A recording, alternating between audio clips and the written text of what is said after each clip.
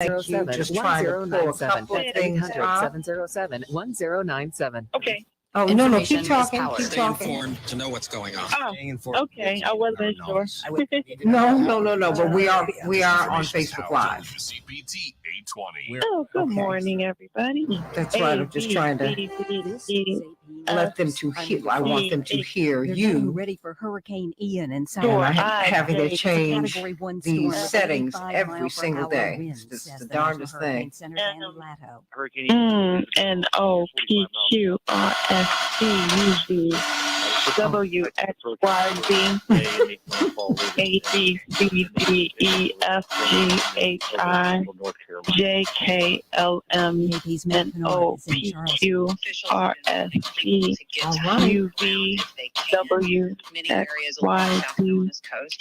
Now, do we, can we hear her? He's Donna Water. A steady stream. Yes. Okay, we got you. Headed for higher ground.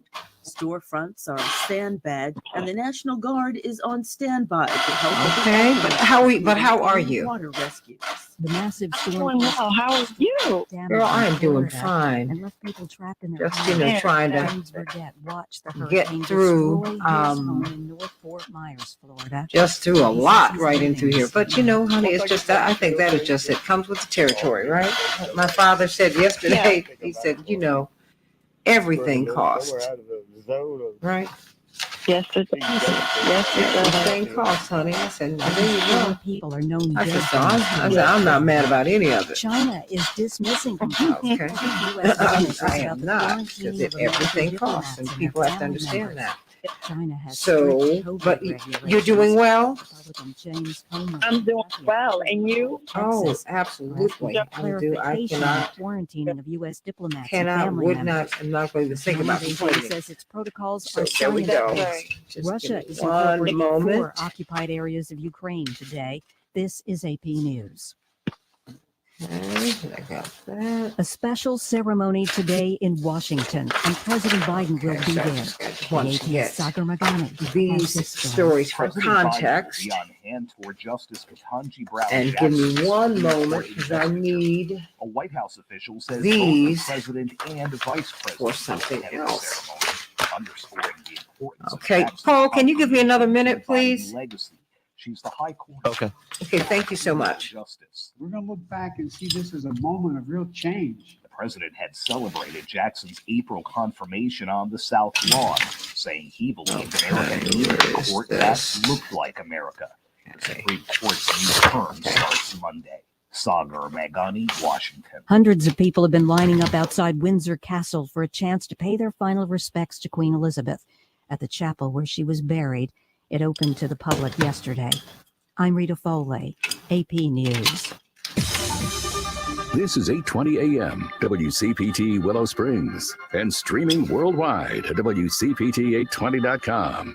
We are Chicago's progressive talk, where facts matter. Now, your WCPT 820 Chicago traffic update. We have a bit of Friday morning traffic going into O'Hare on westbound 190. Traffic is slow from River Road to Manhunt. Trip time downtown Chicago to the airport is 21 minutes. Inbound, it's 18. Eisenhower outbound traffic is stop and go North Avenue to York Road. There's a 2-vehicle crash in the left lane. Down Stevenson, traffic's tight Cicero to Kedzie. The Ryan has scattered delays starting at 43rd. 14 minutes, 90 minutes to downtown. The outbound Ryan ramp to the outbound Stevenson is still closed after Wednesday's brush fire. I-80 westbound traffic is knotted up in Joliet from Briggs to before Larkin. The roadway's down to 1 lane westbound through the weekend. That's traffic. I'm Chip Talamonte. Tom Hartman. Are you surprised by this? That the Law and Order Party that has been spewing this for 60 years now is now threatening riots. Lindsey Graham on Fox News came right out and said if Donald Trump is prosecuted, there will be riots in the streets. He literally used the word riots. He didn't say demonstrations. He didn't say protests. He didn't say people will be holding signs. He said riots. Right. The Tom Hartman radio program. Weekdays 11 a.m. to 2 p.m. on WCPT 820. For years, the special interests got whatever they wanted in Washington, and Americans paid the price. That all changes right now, Because Congress just passed the Inflation Reduction Act, and President Biden signed it into law. Here's what that means for you. First, Medicare can now finally negotiate lower prices for prescription drugs. Drugs like insulin will cost a fraction of what they do today. The days of drug companies price gouging seniors are over. Second, it builds on the Affordable Care Act to lower healthcare premiums for 13 million Americans. And third, this bill includes the largest investment ever to take on climate change. Clean energy production will ramp up, dependence for fossil fuels will come way down, and new jobs will be created. The entire bill is paid for by making the biggest corporations and the ultra-wealthy pay their fair share, saving Americans money today, saving the planet for future generations tomorrow. Learn more at whitehouse.gov. Paid for by House Majority Forward. You're listening to WCPT 820 because facts matter.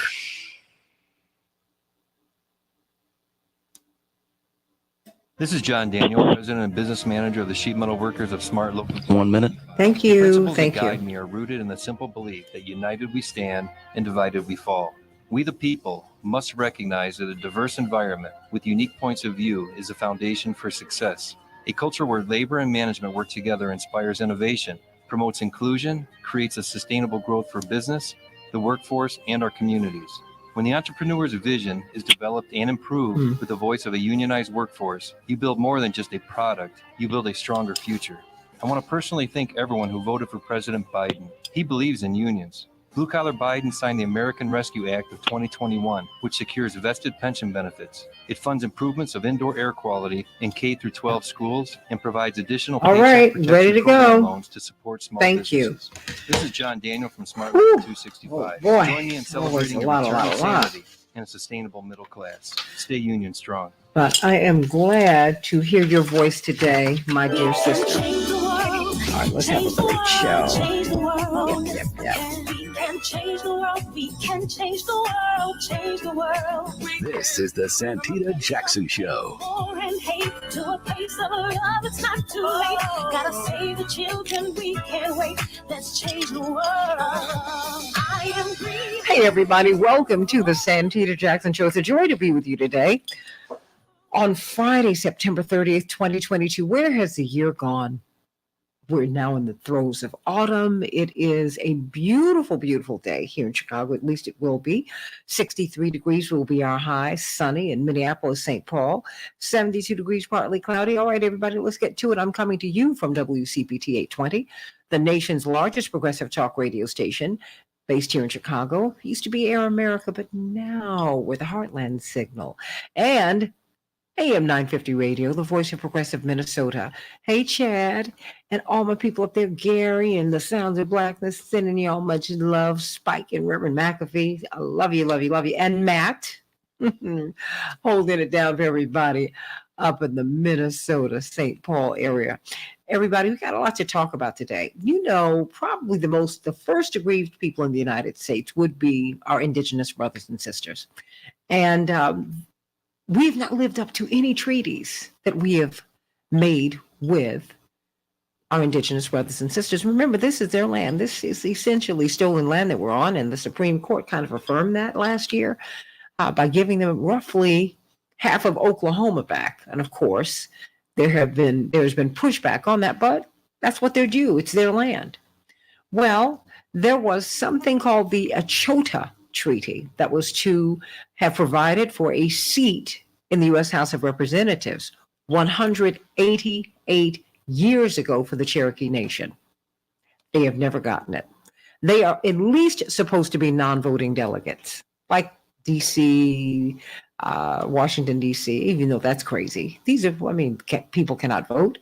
Well, they haven't. The treaty hasn't been fulfilled in 188 years. So the principal chief of the Cherokee Nation, their head of state, Chuck Hoskin Jr., who's been on this show before, will be on with us, along with the person who's been designated as the person who's supposed to be their congressperson, Kim Teehee, brilliant lawyer.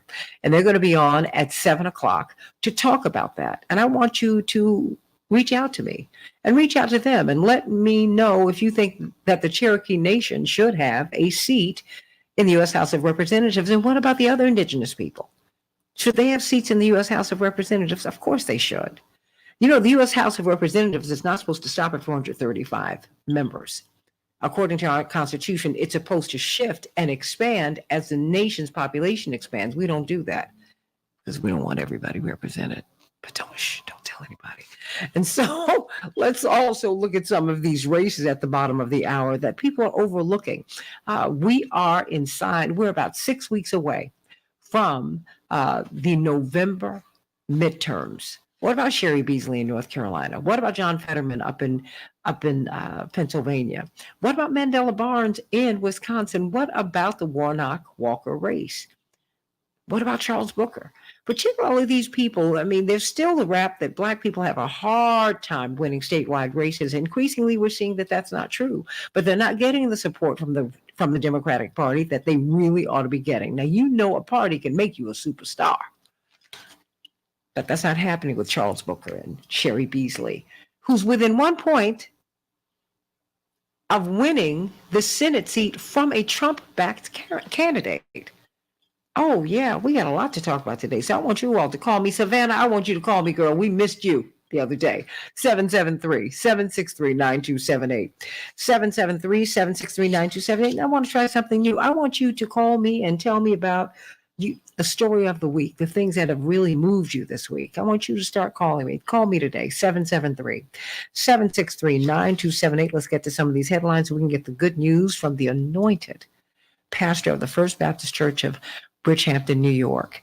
So many of you look forward to having her every Friday, Pastor Tisha Dixon Williams. In Chicago, again, we'll have a high of 60, well, it's going to get to the 30 soon enough, but let me not run. 63 degrees today.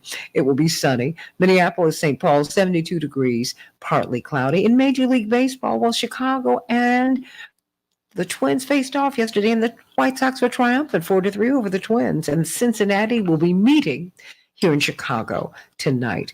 And last night it was Thursday night football. I think we're going to have football eventually every night of the week.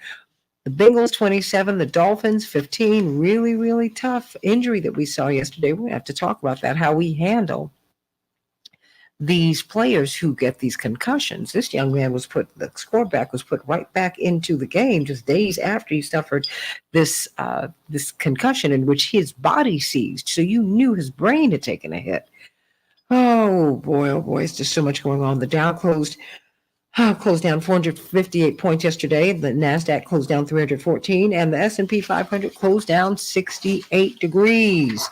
Total devastation, they're saying. They're saying this is the worst hurricane that Florida has ever seen, everybody. Always remember that climate breakdown is only getting started, said one climate scientist. Hurricane Ian left massive destruction in its wake as it ripped through Florida on Wednesday, flooding buildings, uprooting trees, everybody, sending cars and houses floating downstream as those in the storm's path sought safety. There are some estimates that say that hundreds of people have been killed by this storm, everybody.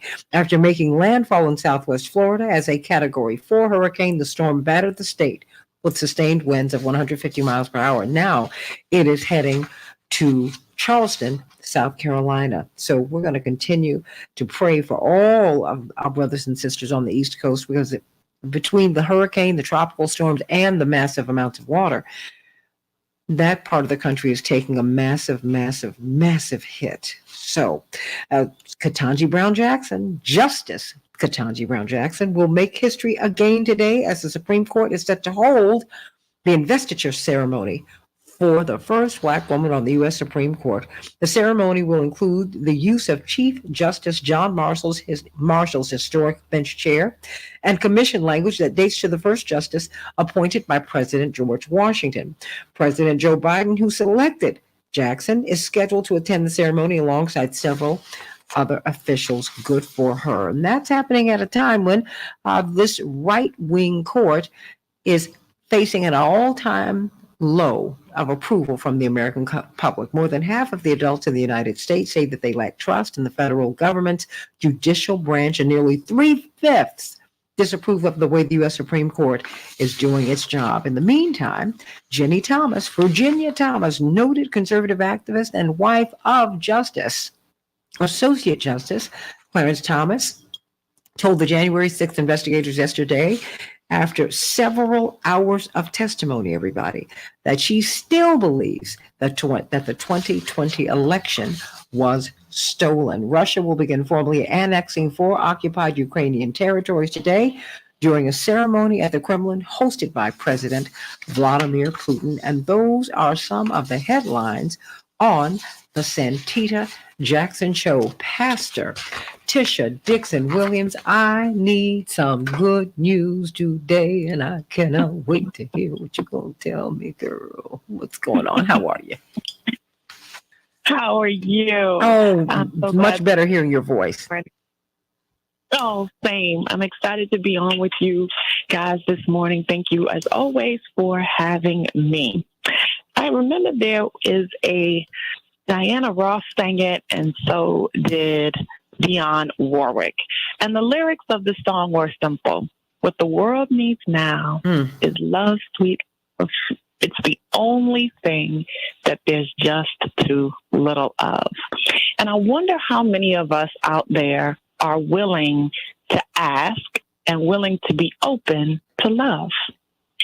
My dogs, I have 2 dogs, 2 little Shih Tzu poodle mix, and their names are Lucy and Ethel. And yes, they are just as mischievous and get in as much trouble as Lucy and Ethel from I Love Lucy. They are friends. They cuddle together every day. They play together every day. As a matter of fact, that was what inspired me to get both of them at the same time. I couldn't separate them because of their love for each other. And I think about them because of how they show their love to me every single day. Every day that I wake up, even if I don't come down the stairs, the moment my eyes open, they will come up and meet me if I don't come down and see them. But what I've learned about them is they have 2 very distinct ways of showing and asking for love. Lucy will literally do a downward facing dog and put her paws in front of her. And after she comes out of that position, she'll roll over on her back and expose her tummy because she loves belly rubs. She's not the dog that likes to be picked up. Instead, she wants you to come to her and rub her belly. And after you pat her a few times, she's perfectly fine and sets for the day, throws her nose in the air and marches off to do whatever she's going to do for the day. That's the way she likes to receive love. And then there's Ethel. Ethel, on the other hand, will hop on her back legs, raise her paws in the air as if to say, pick me up, Mom. And she'll hop, hop, hop until I do so. I'll pick her up. She loves to be cradled like a baby. I'll cuddle her. I'll snuggle her for a little while. And that's how she likes to be loved. I put her down. She raises her nose in the air and just bounces off to start the day.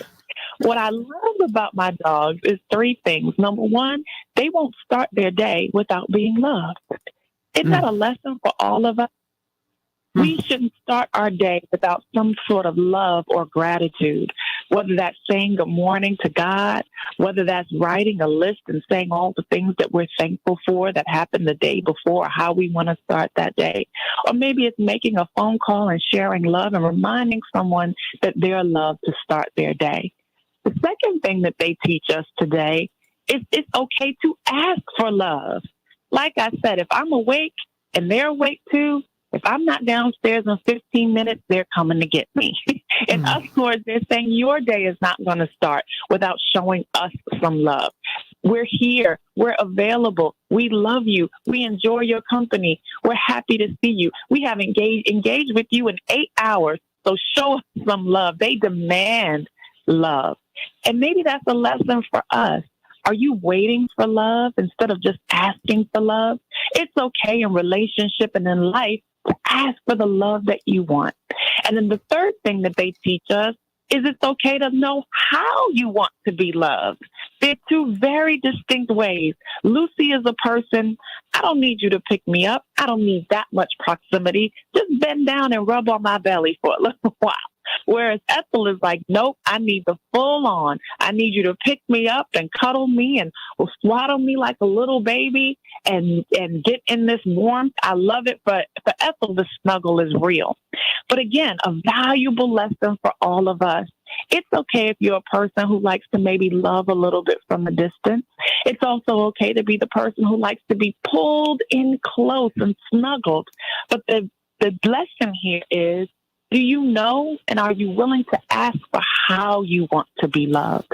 Are you a person that's accepting snuggles and it really makes you uncomfortable? Or are you a person who's being loved and patted for a distance and you really desire an intimacy and a closeness that the people in your life are not giving you? What Lucy and Ethel teach us today, it's okay to ask for it. You deserve to be loved the way you want to be loved. That's a lesson for us today. And I want to encourage somebody and say that you have a God that loves you, whether it be from a distance or whether it's close up when you need it. You deserve to be loved. What the world needs now and what you need now is love, sweet love. It's the only thing that there's just too little of. Be loved today. Have a good one. Bum, bum, bum. Thank you, Burt Bacharach and Hal David. What the world needs now is love, sweet love. That's the only thing that there's just too little of. Too little of. Mm-hmm. Oh, no, not just for some, but for everyone. Amen. Thank you for that, because you don't need to do anything to you exist. Therefore, you deserve love. How about that? You do. You do. Thank you. And deserve to say, like to be loved. There's nothing wrong with that. Yeah, and see, say, hey, that's, my baby sister was like that. Jackie, she would let you know, wait, I want to be hugged right now. I was like, is she serious? And she jumped in your lap.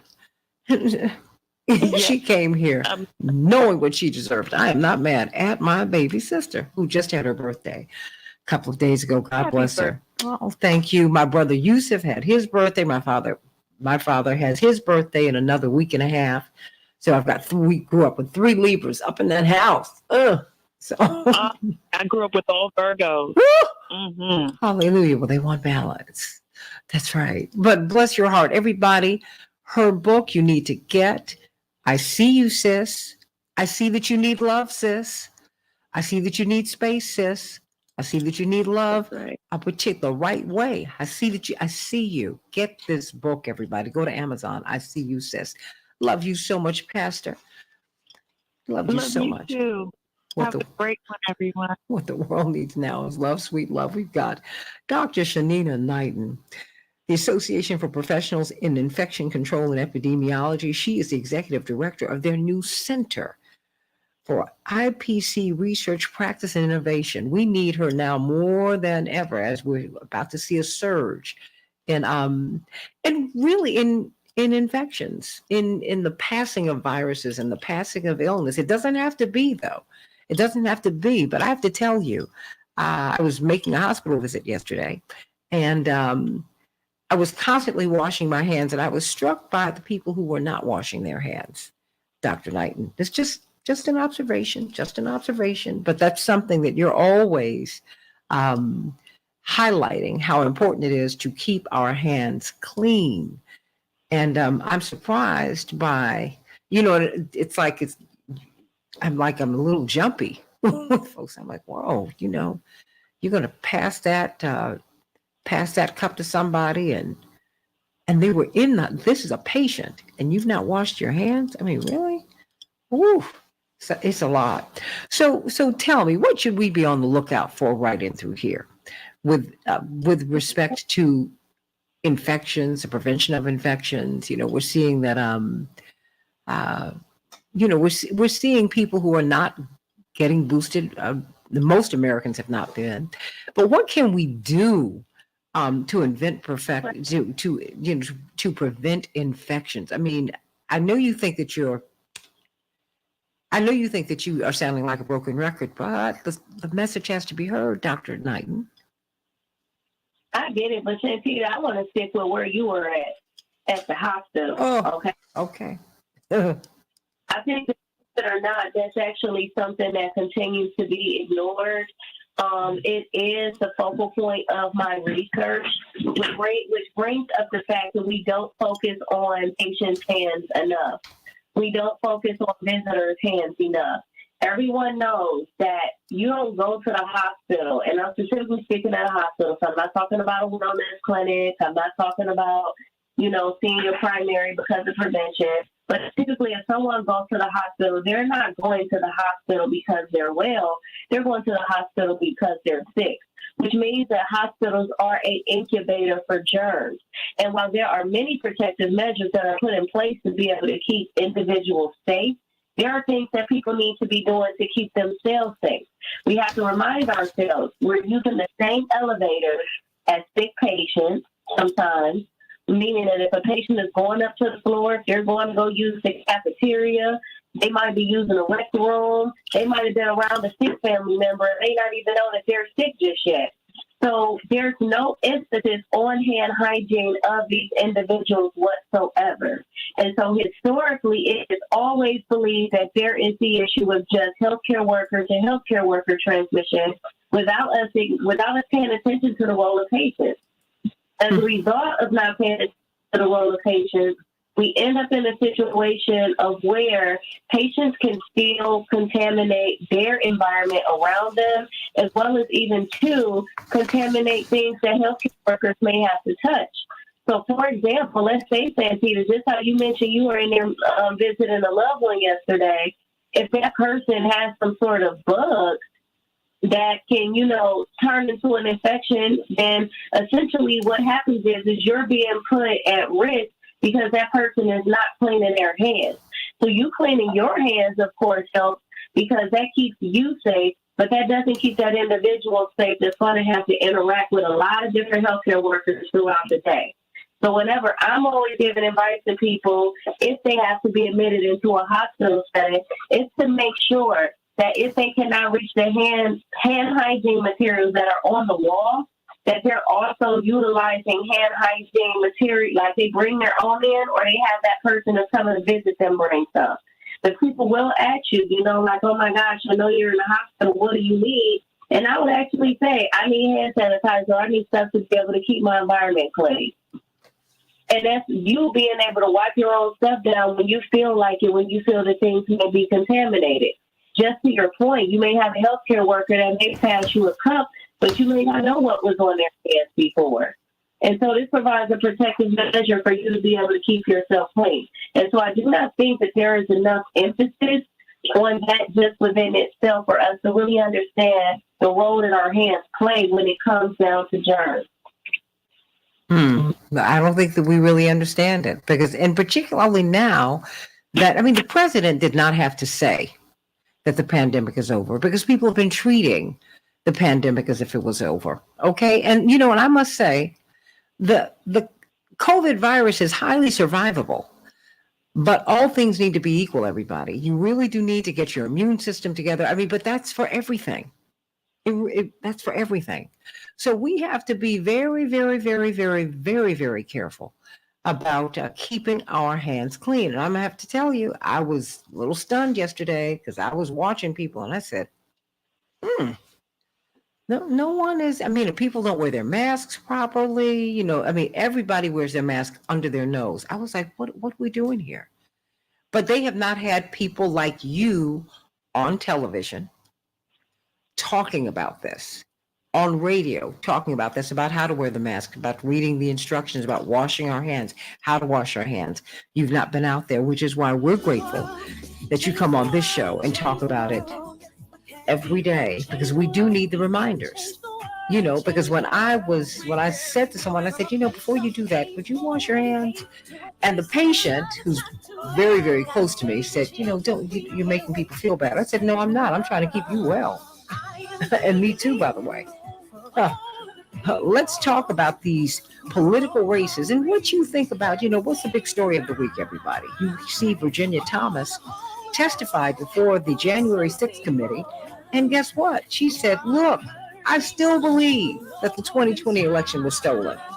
Oh, yes, she did. She said it yesterday when interviewed by the January 6th committee. And now we are like right inside of these midterms. We're less than 50 days away.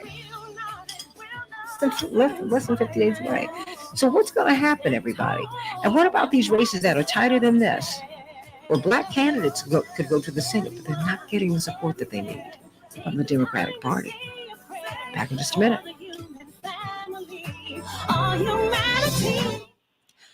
Paul, I'm very clear on what I wrote, but that was a note just to explain what the segment is about.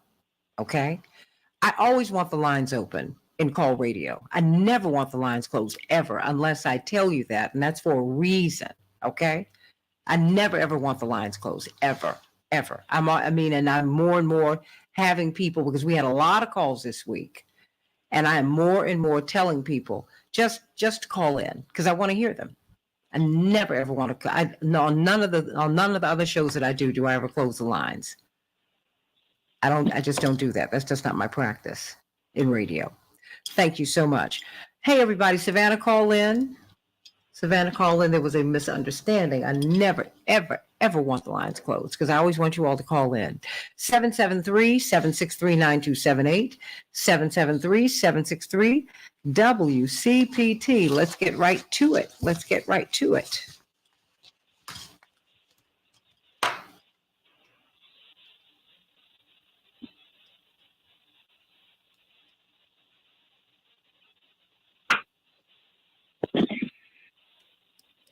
Are you, Dr. Knight, you still there? I'm here. Attorney Connolly's on the line. Okay, did you hear what I just said, Paul? Because I just wanted you to be clear. When I was saying the opening, what I was trying to do was wasn't going to go to a particular topic in that particular segment. So, let me just be clear on that. And so I was just going to open up the phone lines. I was not going to open it to a particular topic. So, but I always want the phone lines open at the top of the show because people might have something that they want to bring to me. So I never, ever, ever, ever want the lines closed unless I share that with you off the air before we get on. Okay.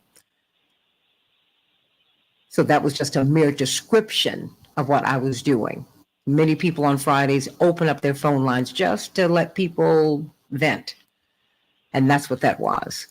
So thank you so much. Do we have Erin Connolly on? Yep, she's still there. Okay, thank you. Yes, Erin, how are you? I'm reasonably well. A little bit of a rough day for our family in Sanibel, but they're hanging in there. Okay, wonderful.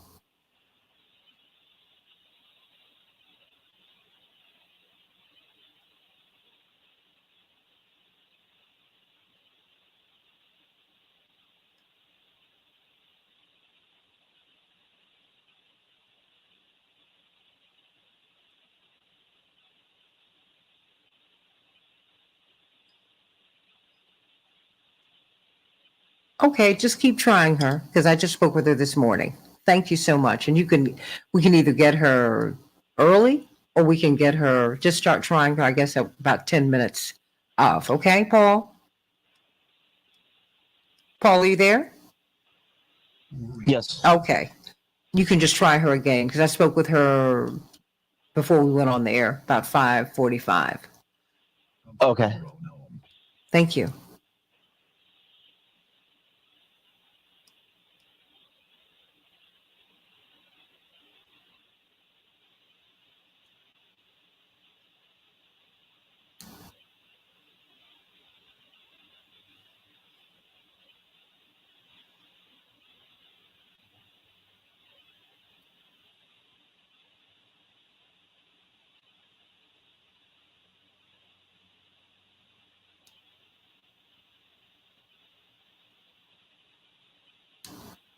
Okay, so where would you like to begin? I'm good. What I want to do? I want to start on this race in North Carolina. Okay, because I'll just explain that to you.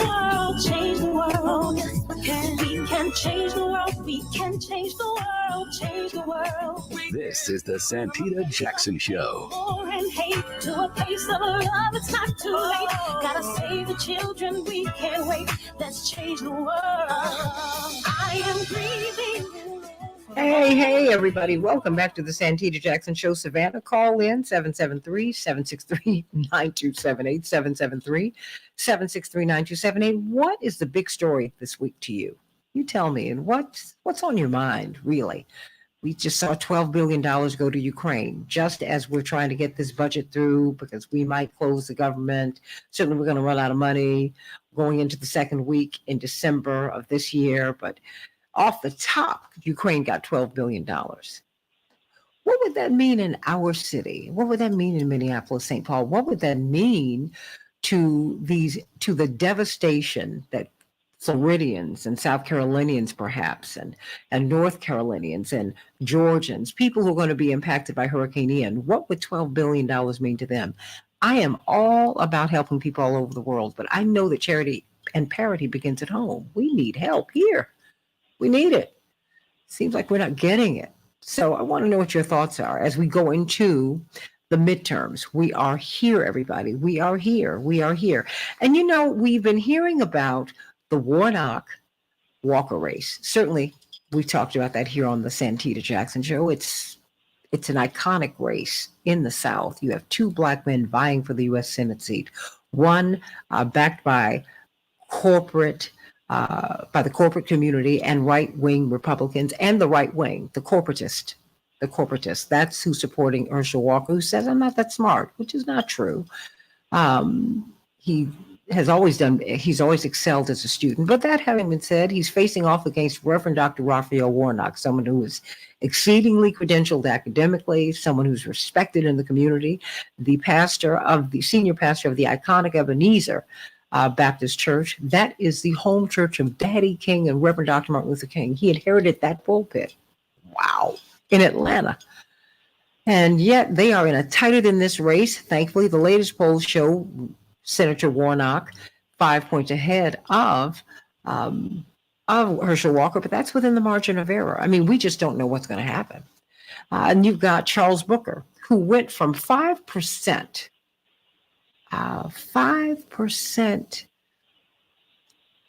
name recognition in 2018 to almost beating the candidate who Chuck Schumer and the Democratic establishment decided to back.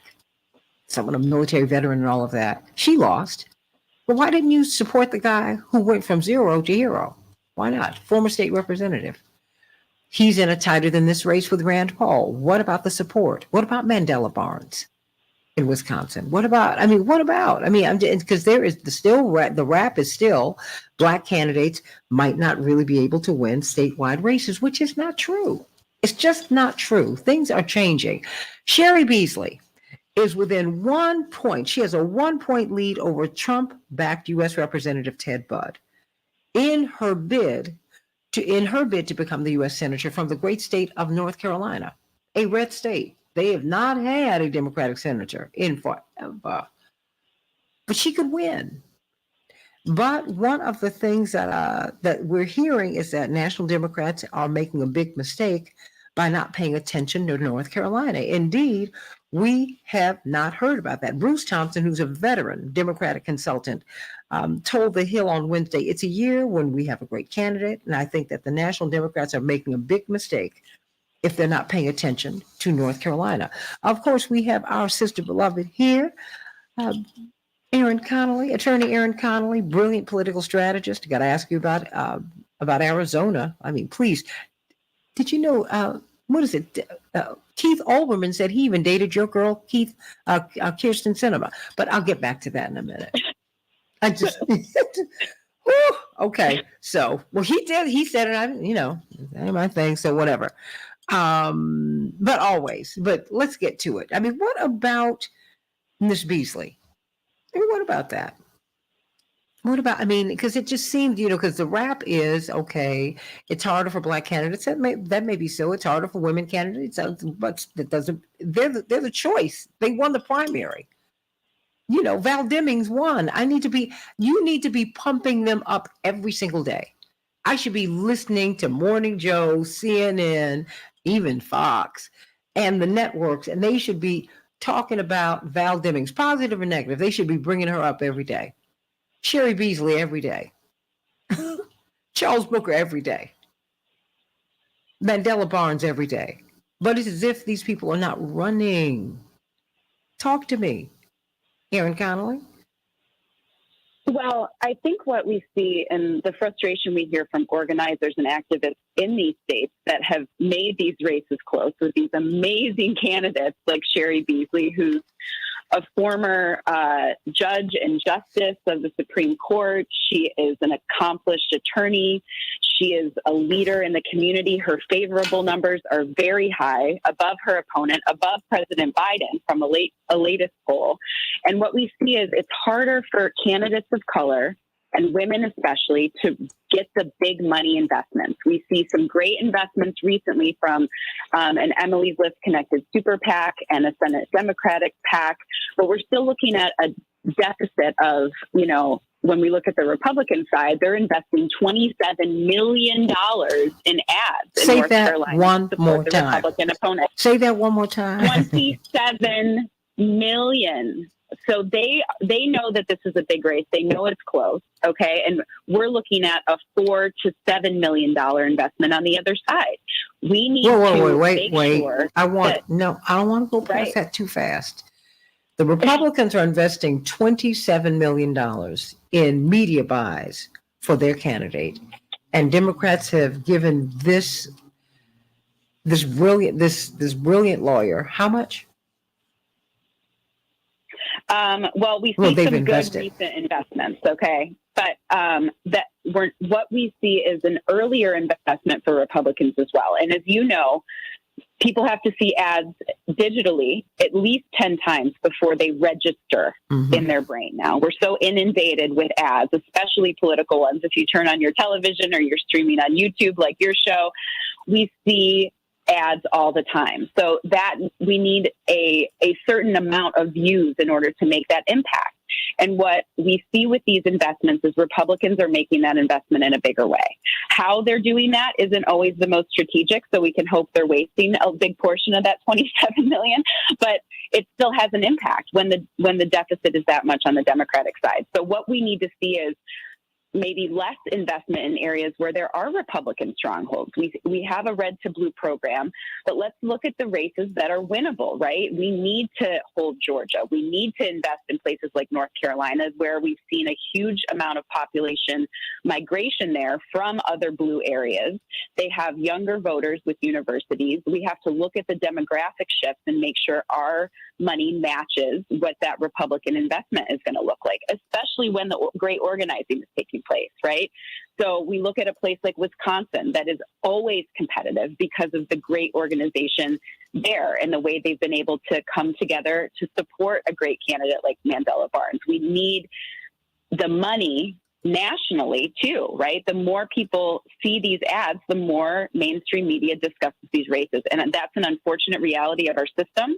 And it's something that needs to change. But with Citizens United, we see this problem, and $27 million is a lot of money. Unbelievable. That's a huge amount of money. I mean, it's a huge amount of money. And you really begin to see the power of media buys. Just turn on the television. Just turn it on. And, for people who are not fully engaged in politics every day, as you and I are, and the backstories as you and I are, they hear one commercial and it inclines them away from a candidate or toward a candidate. I mean, this is very, very powerful, and there's a science to it. And so I'm just concerned that you have these people who, because that's what happened to Hillary, right? Everything you heard about her was negative. And there was nothing that we did they could have put some wonderful ads with her playing with her grandchildren. They could have done that. But I'm sorry. I mean, I'm not sorry that could have been done, but it wasn't. And it's just to see these people who are really within striking distance of a win, to see them not get the full throttle support of the party is really troubling to me. Aaron, it really is. While we're bending over backwards to please Sinema and Manchin, while we're applauding, yes, I say it, while we're applauding Liz Cheney. Look at how wonderful she is. I mean, I'm sure she's a wonderful person, but politically we are at odds. She voted with President Trump for 93% of the time. What are you talking about? She did one thing, and I'm glad, but then, her father got into office on riots and on stealing an election. Yeah, and I'm not going to take it back. It's the truth. But we just get amnesia. Oh, yeah. Oh. So what are you seeing? Just before we move on to something else, what are you seeing in this election cycle? I mean, because we're right here. Do you expect any big surprises going into November? I mean, what do you think is going to happen here? Well, I think we have the world is in an extreme place right now, right? We look at our geopolitical impact in Europe and what we're doing in the Ukraine and Russia's escalation of annexing territories and claiming false elections. We look at what's going on with climate change in Florida and now South Carolina and Georgia with this massive destructive hurricane that has decimated an island where my family has lived and had a business for almost 40 years. We look at the power grid in Texas malfunctioning and school shootings that are activating voters like never before in competitive statewide races there. We look at extreme candidates in Arizona and Steve Bannon tweeting that the Arizona election will be decertified after these people are elected. So we are still in a crisis, right? And I think people are more fearful than ever that we're going to tip the scales and we won't be able to come back from this. So I think people are starting to take things seriously. When I talk to folks in a swing state like Pennsylvania at the doors, the economy is still the number one thing, right? So I think if we have some improvement, if we see some of these solutions hitting, if prices continue to go down, if we see some intervention, we have a shot, right? I think abortion for women is a huge issue. And the more we talk about that in a way that is focused on the healthcare aspect, the messaging that we saw in Kansas that was really, really powerful and provided some voter education about really what's at stake for people. Hearing from doctors like you have on your show talking about how this is a true medical life and death situation. And labor and delivery is a place where miracles happen and tragedy happens. And women are the most at risk. Women of color are the most at risk in this space. And I think the more we talk about that with female voters, the bigger impact we'll have in some of these statewide races. Everybody call me at 773-763-9278, 773-763-9278. At the top of the hour, we're going to be talking with the principal chief of the Cherokee Nation, Chuck Hoskin Jr. When will the Cherokee Nation receive their seat in the U.S. House of Representatives? It was outlined in a treaty signed by President Andrew Jackson. They were supposed to have gotten it 188 years ago. What is the hold up, everybody? 188 years ago. It's almost 200 years they've been waiting for this seat. And we're going to speak with Kim Teehee, who has been designated by the nation, by Chief Hoskin, as the person who would sit in Congress and represent their nation. Perhaps they're afraid other nations, First Nations, will demand a seat. You do know that the U.S. House of Representatives is supposed to expand its membership with the population.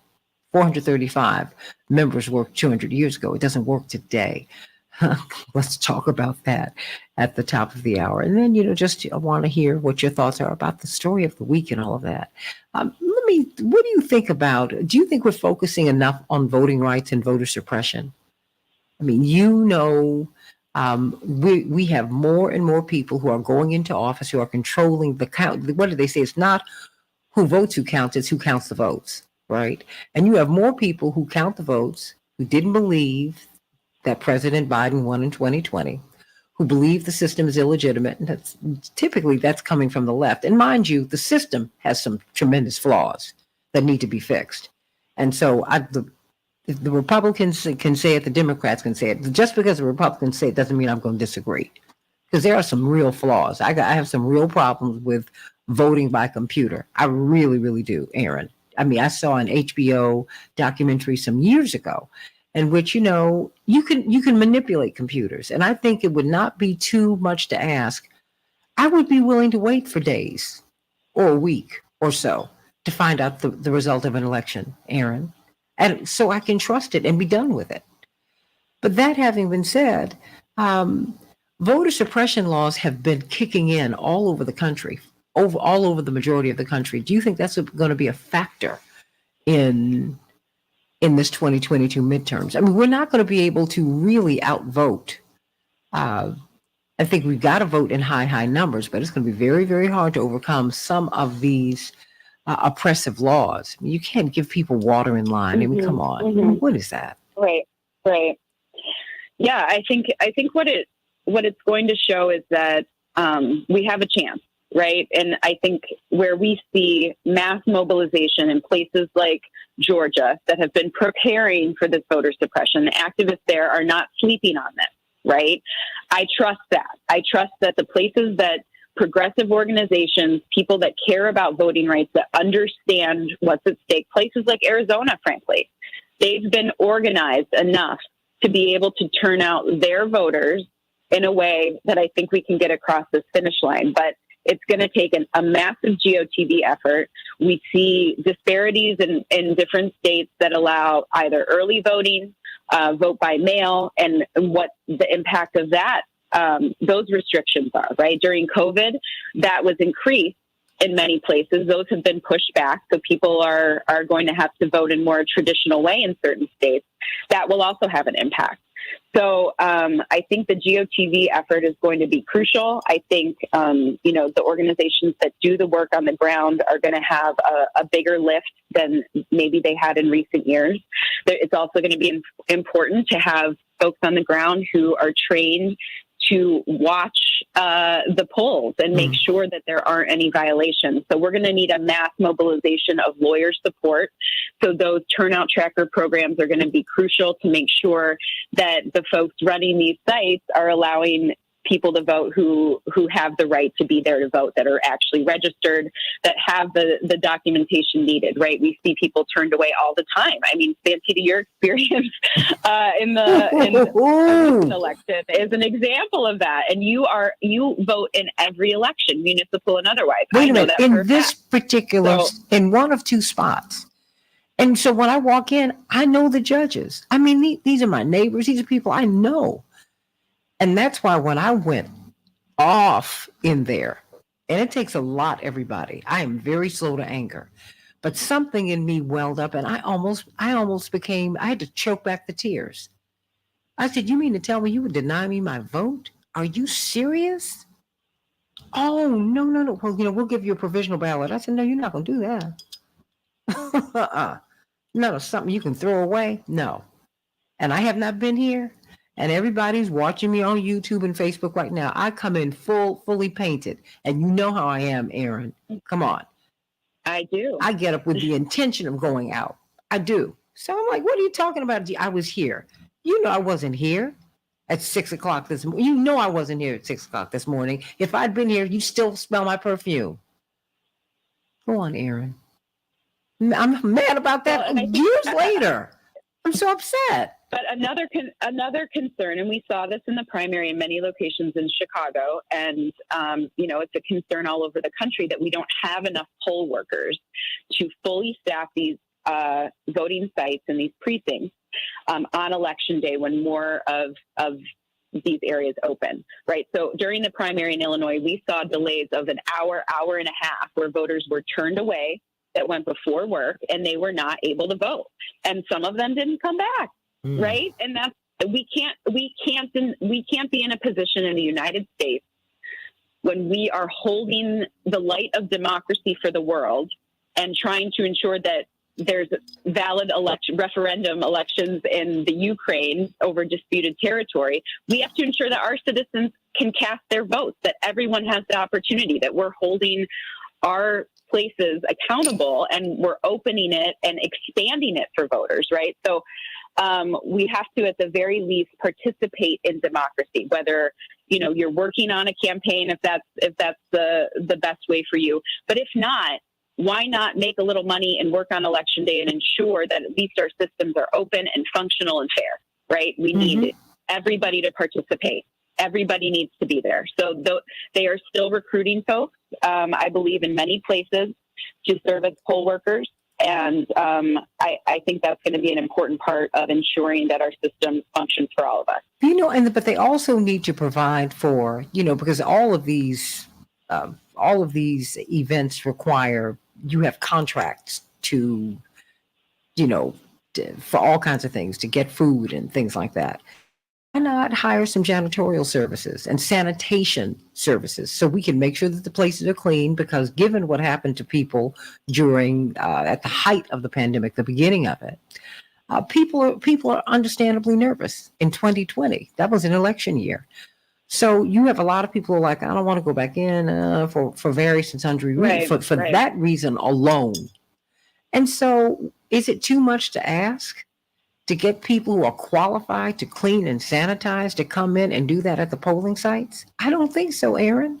I mean, intention guides everything, Aaron Connolly. And the intention is still not for most people. The intention is still for most people not to be able to vote. Because that's the way the country was founded now. Yes. And it disenfranchises folks that are immune compromised, that have disabilities, that are still very aware of how many COVID deaths we have in this country, right? And if you're in that small portion of the population that, has had 4 or 5 booster shots at this point, that is still masking, that has a vulnerable medical condition, it limits truly their ability to participate in democracy and cast a vote. And that's a big concern. That's a voting population that is vulnerable and disenfranchised in most areas of this country and deserves to make their voice heard with their vote. So that's what I'm hearing from that community. And in many states, they are not being provided with enough options to either vote early or have a space where they can vote in person that is fully safe and where they feel like they can go and not put themselves at risk. And that's not okay. Very quickly, what do you see? What project out? What do you think is going to happen? I mean, I know it's kind of early, but what do you think? Do you think that the Democrats will hold on to the majority in the House of Representatives and the Senate, or will there be a split? Or what do you think? What do you think is going to happen, particularly with these tighter than this races on the Senate side? Yeah, I think that when we see amazing candidates like Sherry Beasley, Val Demings, I think, we have an opportunity during this GOTV month. We have a little over a month to go. I'm sure all of you are aware of that based on the fundraising deadline that's coming up soon, right? Today's the day. So, if you're on any of those email lists, you understand the importance of the end of that. That's when we really know how much candidates have raised, how much money is available for PACs on the Democratic side, and where those last minute big push investments are going to be. So I am looking to next week to see what the media buy trends look like, where we're getting more investments into these important races, where we're deploying more field staff and support, and where those final targets are going to be. So if you're part of the organizing networks that deploy across the country to knock on doors and talk to voters, you're going to get your marching orders for GOTV next week as well. Many folks travel to these tight races because they've had years of election cycles in the field. And so we see some of those resources deployed as well. So that's what I'm looking to at the end of this fundraising deadline, to see where Democrats are going to make that final push. And hopefully it's supporting these amazing candidates in these tight Senate races. We need to hold the Senate. We see the importance of that. We are frustrated with folks like Kirsten Sinema and Joe Manchin. We see the impact of that in tight statewide races as well that are really important. The Secretary of State is a very important Democratic office, and we need to make sure that we're supporting those statewide candidates in places like Arizona. Adrian Fontes is up against a somebody who was at the January 6th insurrection. So a lot to stake at this election. I can't even wrap my mind around that. That it's like, what? Everybody, what about the Cherokee Nation getting their seat? That was not just promised, it's part of American law 188 years ago. When are they going to get it? We're going to speak with the principal chief of the Cherokee Nation, Chuck Hoskin Jr., about that. And Kim Teehee, the woman who would be congresswoman from the Cherokee Nation. I want to hear from you. Call us at 773-763-9278. Back with more on the Santita Jackson Show in just a few minutes. So you know what? He's going to call you back. I'm going to put that in the notes for him to call you back. Or do you want to listen? You want to just stay on and listen? I can do either. I'm happy to stay on. You know, because I want you to hear this. You know, I was talking. I would love to hear it. Yeah, I want you to hear this. It impacts more than half my household, so I'd love to hear it. Mine too. You know, because my father's got heavy Cherokee lineage. Yeah, you know, and I mean, most of the people in my father's father's burial plot are indigenous people. You know, because the Trail of Tears marched straight through the Carolinas, too. Right, and, right. And those are our people, and you know they have a distinct look too, which my father and his people have. Mm-hmm. And so there's evidence of it. You know, it's just like, you know, you go on the slave plantation and he knew what the plantation owner was doing. There was evidence just walking all around. So you can't make this stuff up, girl. You can't. You cannot. Oh, it's too many things. It's too many things. But I'm glad that you're going to listen. But, you know, the fact that they have not gotten there. 188 years? Girl, yeah, 188 years. See, every time I think about this is so crazy to me. 188 years? Well, and I believe that every sovereign nation within our nation should have a seat in Congress. I think, you know, when I look at a state like Arizona and the work of the leaders of the Dene people and the Navajo Nation, and what they are up against with our federal government, right? I think they deserve a seat in Congress. I think all of the tribal communities do. And they don't just deserve it; they're due it. Our founding documents say that the number one, the number of congresspersons is supposed to expand with the population, but this is part of the deal. That even these founding fathers who were not as enlightened as we're supposed to be now, not founding fathers, but the men who became president and who ran the nation, they said, okay, they had treaties with the First Nations. I mean, this is what you're supposed to be doing. I mean, so your treaty is worthless to me. Is worthless. Is that what you're telling me? Because that's what they're saying to me. It's worthless. And that is a tragedy. Yeah. Come on. Ooh. Girl. You know, and I think they're afraid that that's what the last other for. Treaties. Yeah. Mm-hmm.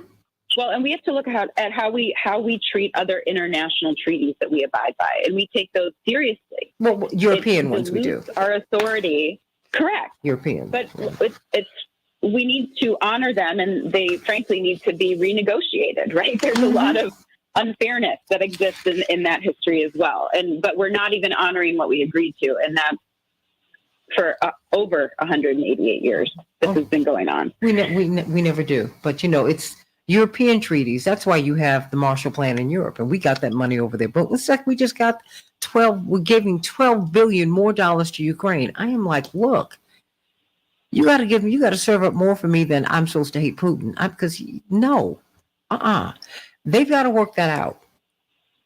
That is really, they need to work that out. What would $12 billion, what would it mean to the people in Florida right now? And in South Carolina, and in North Carolina, and in Georgia? You know, we do have lead in our water here in Chicago.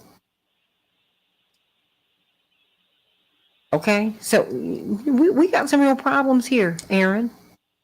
Here, I can't get as wound up about any place other than the United States. I first get wound up about here, because I live here. This is my home. Oh, so anyway, we're gonna have Delegate Teehee and Chief Hoskin up. Do we have them up yet, Paul? Hi, Santita. It's Kim. Hi, Delegate Teehee. How are you? Soon to be I'm doing Congresswoman. well. How are you? Love it. Love it. Chief Hoskin? Yes, Santita, I'm on. Good morning to you. Oh, it's wonderful to hear your voice. My father sends his best regards to the both of you. And I have someone who's listening. She's about to marry a member of your family. Excuse me, Attorney Erin Connolly, one of the top political organizers. She's someone you should know. She's one of the top political organizers and strategists in the country. She's based here in Chicago. And her husband is Cherokee. And of course, he is outraged, as am I. So here we go. Stand by, everybody. I'm so glad. I'm honored that you all are here today. Honored that you're here. All right, everybody. 773-763-9278. But of course, we're going to let Chief Hoskin and the soon-to-be Congresswoman.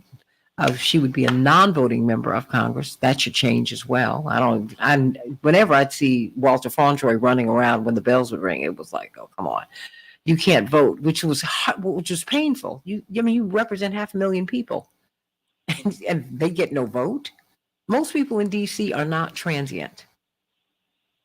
They live there and they work there every day and they have no representation in Congress.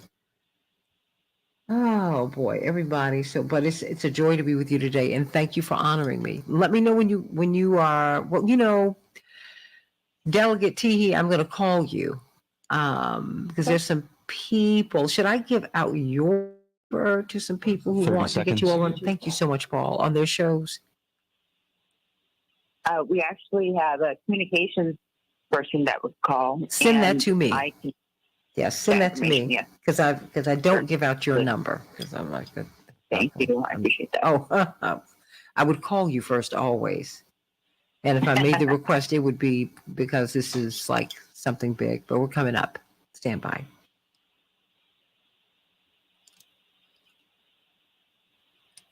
We can change the world, change the world, change the world. We can change the world, we can change the world, change the world. This is the Santita Jackson Show. War and hate to a place of love, it's not too late. Gotta save the children, we can't wait. Let's change the world.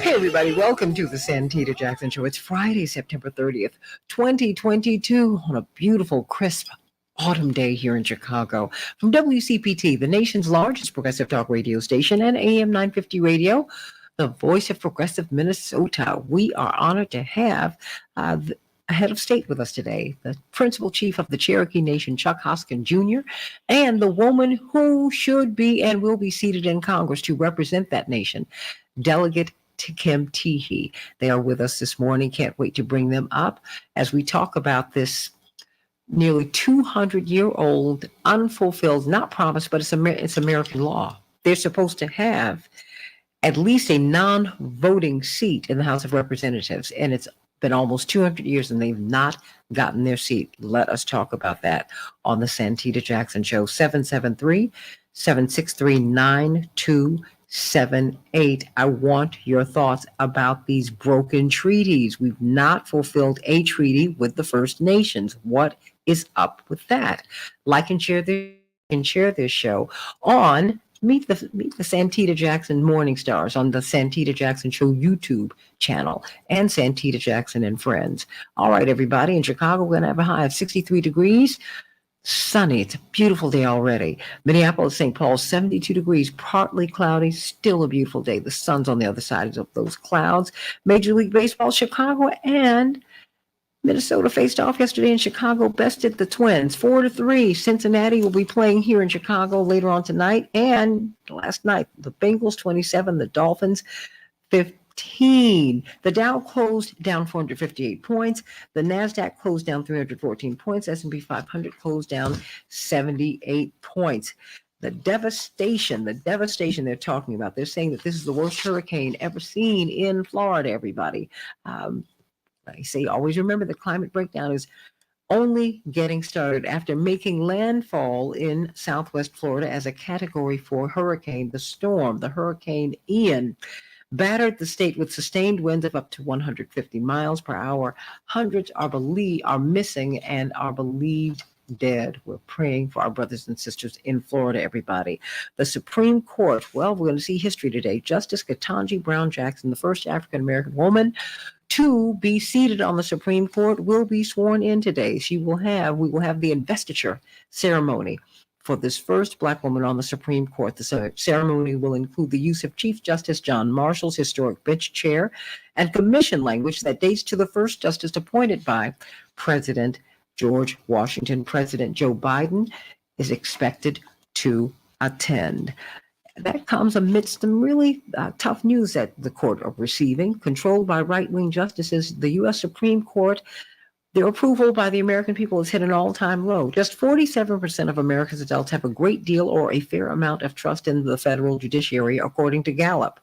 It's a 20% drop, a 20 percentage point drop from 2 years ago, including 7 points from last year. It's 6 points lower than the previous record low of 53%. In addition to record low trust in the federal judiciary, the new poll, which was conducted September 1st through the 16th, found that a record high percentage of U.S. adults, 58%, say they disapprove of how the U.S. Supreme Court is handling its job. Virginia Thomas, the wife of Supreme Court Justice Clarence Thomas, told the January 6 investigators yesterday in her several-hour testimony that she still believes the 2020 election was stolen. Everybody, we're looking for financial freedom on this show. If you have poor credit, if you are trying to build your credit, if you've had a bankruptcy, if you want to buy a house, but you don't have the credit to buy a house, if you want to buy a house, but you don't have a plan, if you need to refinance your existing home, if you have high credit card debt, if you can't get a credit card, if you are using that debit card, stop now, you need to get a credit card, but you say, I don't have the credit for that. Well, Team Hochberg can help you. Call them for a free consultation. Tell them what your financial situation is. Tell them everything. And let them come up with a plan. Let them negotiate with that credit card company to get your credit cards down. Let them help you with your FHA loan and the VA loan. Let them do that for you. You don't want to talk to these credit card companies by yourself. No, let them do it. But you got to start with that first free consultation and tell them everything. David, who is not the David Hochberg from Team Hochberg at 855-56-DAVID. He said, my wife and I make good money, but had no way to pay off our credit card debt. That's no shame, everybody. A lot of people are struggling with that. He said, so I called Team Hochberg and I worked it out. They helped him to pay off a $45,000 credit card debt. Tom and Sonia had $100,000 in credit card debt with 17 credit cards. They can help you, everybody. It eliminated their stress and saved them thousands a month. Tom and Sonia saved more than $2,800 a month. It could be you. So call them at 855-56-DAVID, 855-56-DAVID, or 56david.com. Call them and get on the road to financial freedom. Everybody, what is happening with the Cherokee Nation? The Cherokee Nation for 200 years is not just a promise, as we see in the headlines. It actually is American law. They are supposed to have a seat in the U.S. House of Representatives. But somehow or another, this treaty has never been obeyed. And so the Cherokee Nation are now pushing. They're pushing to get their rightful place, And we're honored today to have the principal chief, really the head of state of the Cherokee Nation, Chuck Hoskin Jr. with us. He's been a guest on the show before. We're honored to have him once again. And then the woman who will be the Congresswoman from the Cherokee Nation, Delegate Kim Teehee. Both of you, welcome to the show. Welcome to the show. How are you today? Great. Thank you for having us. So sorry, Santita. It's great to be here. Always great to be on with Kim, and we appreciate you covering this important topic. Well, it's a very, very important topic to cover. You're once again requesting that the U.S. House of Representatives seat your congressional representative. Now, this was decided in a treaty, the Treaty of New Echota. Would you please explain this, Chief Hoskin? What happened in 1835? The Treaty of New Echota, 1835. So in 1835, the Cherokee people are in our original homeland, which is what is the southeastern part of the United States, places like Georgia and parts of the Carolinas. That was our home as settlers, as explorers got lost on their way across the sea and found their way to the continent and supposedly discovered us and eventually established the United States. Great pressures were brought to bear.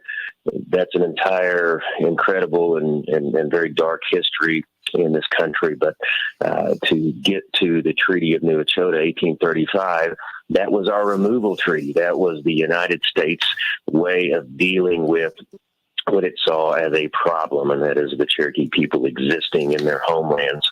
So removing us across the country to our modern day home, which is in northeast Oklahoma, was done by act of Congress and done by treaty. Now, that Treaty of New Echota, Santita, is really something that's always been a source of pain and injury to the Cherokee people. We all know, we grow up knowing that treaty is what removed us. It's what resulted in the trail of tears that your listeners have no doubt heard about. We lost a quarter of our population.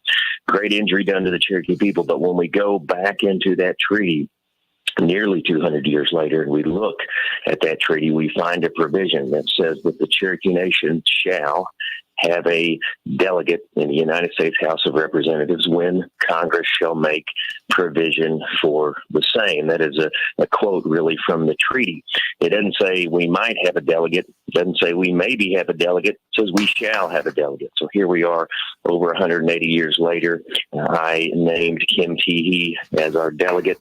The council, which is our legislative branch, unanimously confirmed her. That's in 2019, Santita. We've been on this journey to get her seated ever since. So treaties are promises. Treaties are the supreme law of the land. That treaty is really what did such great injury to the Cherokee Nation. But out of that really damaging treaty, we find something that gives us great hope, which is that our ancestors secured a promise. We want to make sure America keeps that promise, and that's why we're working so hard today.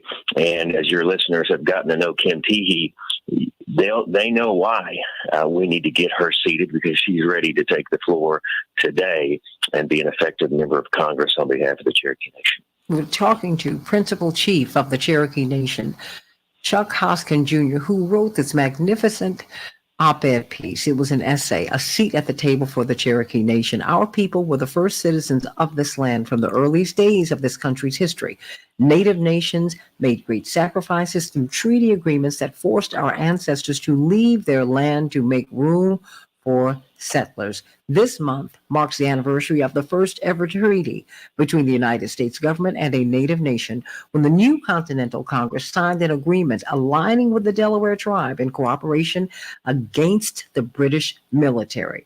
Like so many other agreements that followed, it was quickly discarded by the United States so settlers could move into tribal homelands while Native people were forcibly removed to the West. Kim Teehee, talk to us about what this will mean for you to go to Congress. What will you do? What are some of the issues that you would like to bring to the table? Santita, I think first and foremost, what this will mean to me is that the United States keeps its word, that it honors its commitment to the Native tribes, the Cherokee Nation in particular, when they make a promise in a treaty. In addition, it gives Cherokee Nation a seat at the table when laws are being formulated about us. But because a lot of our issues, are similar to other tribes, it also allows us to advocate for other tribes as well. But in addition to that, just all of what Chief Hoskin just described, all of the bad things that happened because of the treaty, the forced removal, and those who perished on that trail, Santita, that's not where things ended either. After forced removal throughout the 19th century, Congress continued to enact destructive laws, dismantling our governmental authorities and taking away our land. And to the point where even the President of the United States appointed our chief at one point. It wasn't until 1975, in our lifetimes, that Congress passed a law that once again authorized Cherokee Nation to elect its chief again and start providing the important resources necessary for us to rebuild our nation. So what this also means for me is a small measure of justice for those who lost their lives on the Trail of Tears, but for that continued suffering that took place before we could start rebuilding our nation. Some of the important issues that we would advocate for is, first and foremost, let's get us seated. But secondly, appropriations. We know that Congress today is getting ready to go home for elections. They are going to pass the CR, continuing resolution through December 16th. CRs, government shutdowns, are disruptive, very disruptive to tribal government, mostly because we don't have a tax base. So if there's a shutdown, if there's a gap in funding bills, guess what? We have to reprioritize our funding to make up for those areas where there may not be funding. So appropriations is critical. Advance appropriations to stop any disruptive aspect of CR or shutdowns. Housing, infrastructure, healthcare, connectivity, language revitalization. Our culture, sustaining our culture is critically important to us. So those are just some of the issues as well. Well, I mean, Chief Hoskin, when we look at the data, many people point to African Americans correctly, rightly, justly, as having suffered greatly in the United States of America when you look at our health outcomes and on and on and on and on. But the indigenous community, actually, they're behind Black Americans. Can you please speak to that and what congressional representation, what elected representation, how that can be a game changer? Well, marginalized communities across this country, minority communities across this country, suffer disproportionately from a great deal of injury, whether it's sort of environmental issues, health issues, economic issues.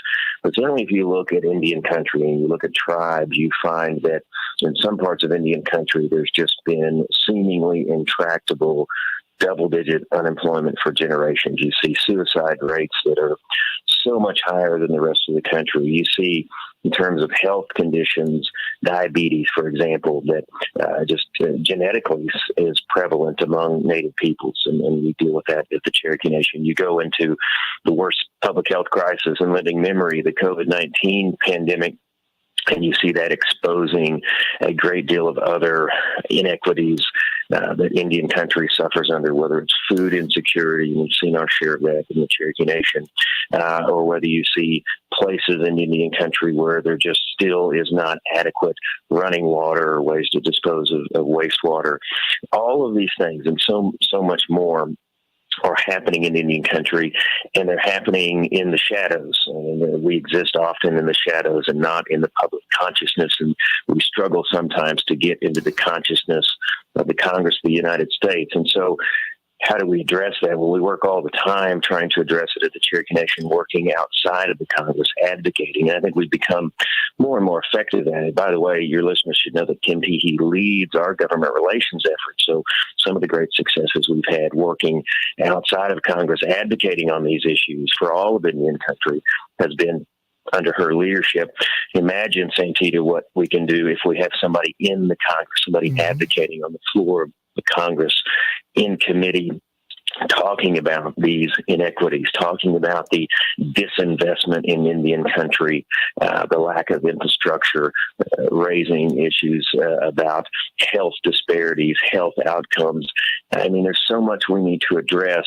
Addressing it through a delegate in the Congress, we're going to be so much more effective, not only for Cherokee Nation, but for tribes across the country. And tribes are in different phases, or we're facing different issues. And some tribes are facing worse issues than Cherokee Nation, or worse conditions in Cherokee Nation in some respects, but we can advocate for all of them. And I think this country will be better when we're starting to address some of these issues and finally living up to our promises to Indian country, because it's not only about treaty provisions. It's about whether we're going to extend humanity, human decency, whether we're going to look at the consequences of what this country has done to Native peoples and start to remedy those consequences. That takes real action. It takes real resources. It takes an advocate. That's where Kim Teehee comes in.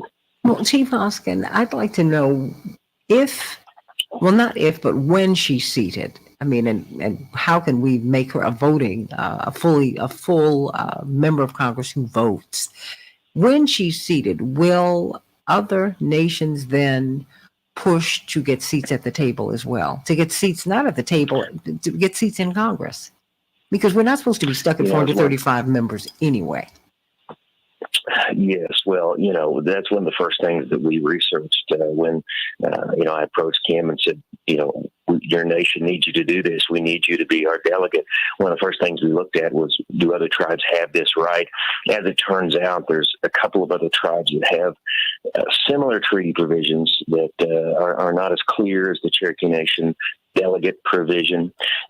So at most, this could open the door for other tribes to explore those treaty provisions, just a couple of other tribes. But here's one thing that's really important. We went to the National Congress of American Indians.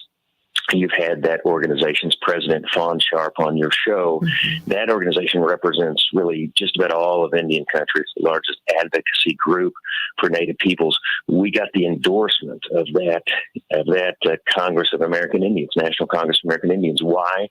Because they know that we'll be an advocate through Kim Teehee for all of Indian country. They also know that securing one treaty right strengthens all treaty rights. So to be more responsive to your question, this doesn't open the door to the 500 plus tribes to get delegates into the House of Representatives just because the treaty provisions are all unique, but it does pave the way for a great advocate for all 500 plus tribes in this country. Kim Teehee's made a career out of advocating for all of Indian country. She'll do it when she's seated.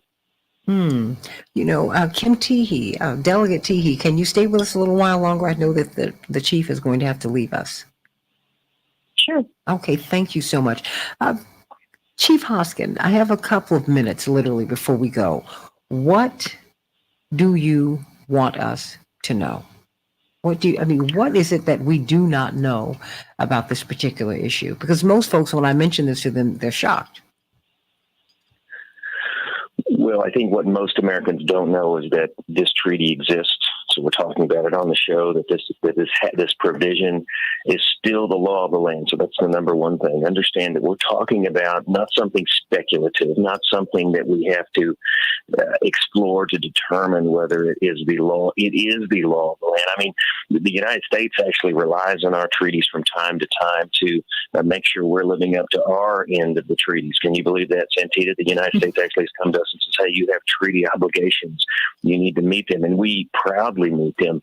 Well, that means the entirety of these treaties are the law of the land. So I want Americans to know that. I want Americans to know that the time to take action is now. If you are listening, you believe that the United States is at its best when it keeps its word, when it keeps a promise.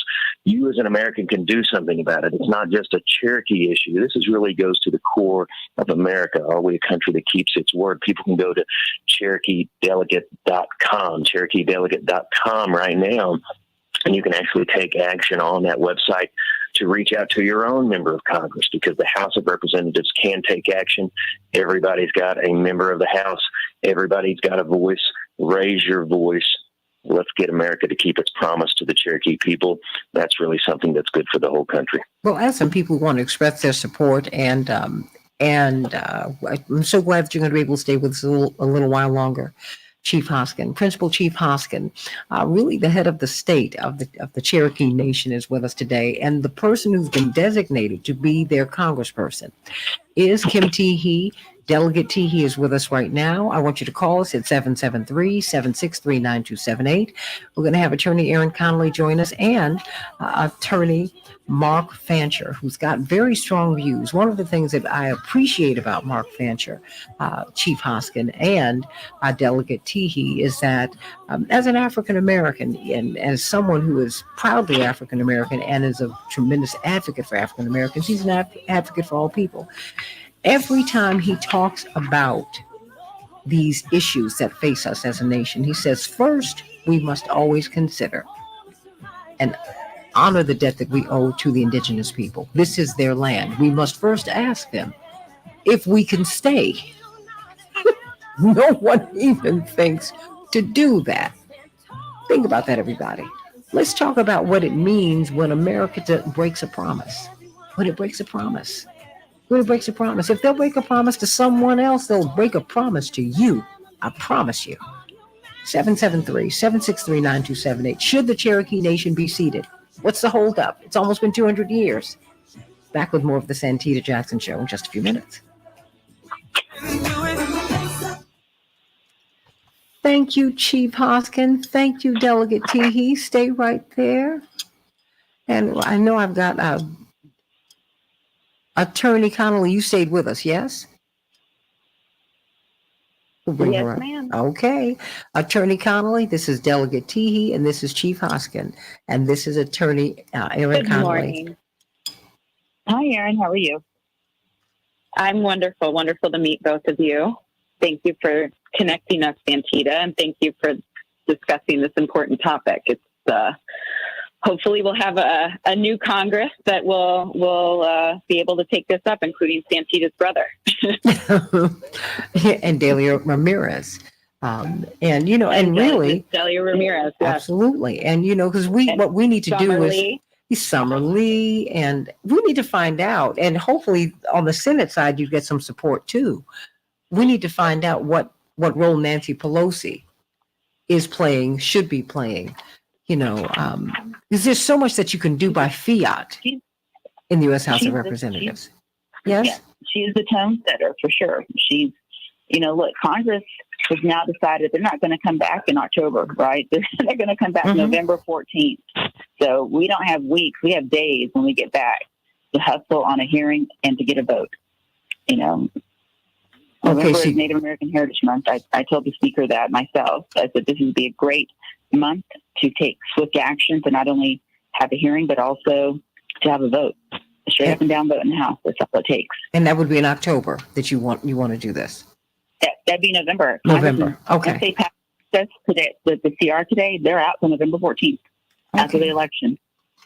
Okay. Well, let us know, because Reverend is very eager to participate in that. He wants to do that.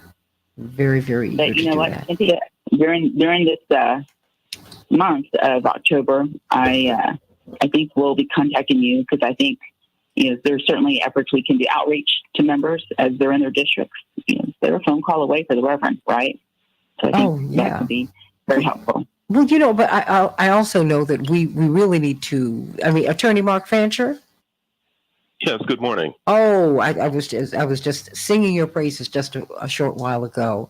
This is Principal Chief Chuck Hoskin Jr. He is, of course, the head of state of the Cherokee Nation, and the woman who has been designated. Indeed, she's a delegate to the U.S. House of Representatives. She should be the congressman, and she will be the congresswoman from the Cherokee Nation. And I was just sharing with them that with all of your advocacy for African Americans and for justice, you always mention the indigenous people first, and that has always moved my heart. That has always touched me greatly.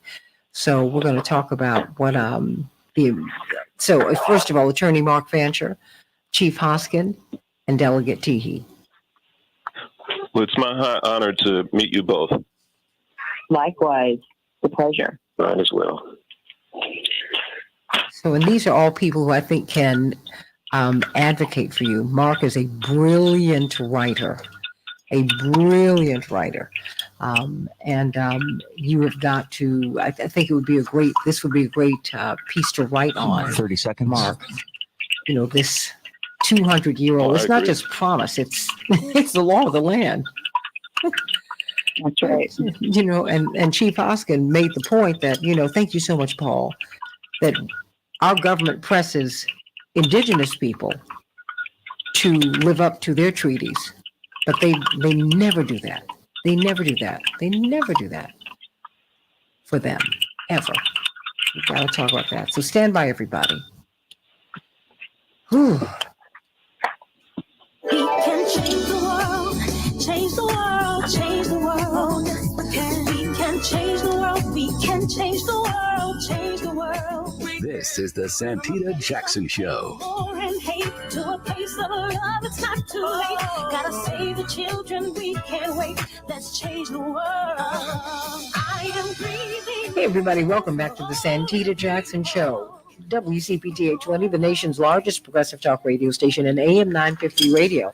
The voice of progressive Minnesota. We have the high honor of having the principal chief of the Cherokee Nation, Chuck Hoskin Jr. Chief Chuck Hoskin Jr. is with us today. And the woman who will be the congresswoman from the Cherokee Nation, once she is seated, it's been 200 years just about, there's a treaty that has been, they have a seat in the U.S. House of Representatives that has never been given to them. Let me ask you, you have designated her, Principal Chief Chuck Hoskin, as Delegate Teehee, just to head up your government relations team. First you, Chief Hoskin, and then, of course, Delegate Teehee. What about Nancy Pelosi? Chief Hoskin, she has tremendous power. There's so much that you can do by fiat. I mean, you can just deem it so in the U.S. House of Representatives. She is in the line of succession to the presidency. What can she do, and what is she doing about this? Speaker Pelosi has tremendous power. I mean, this action could happen under her authority.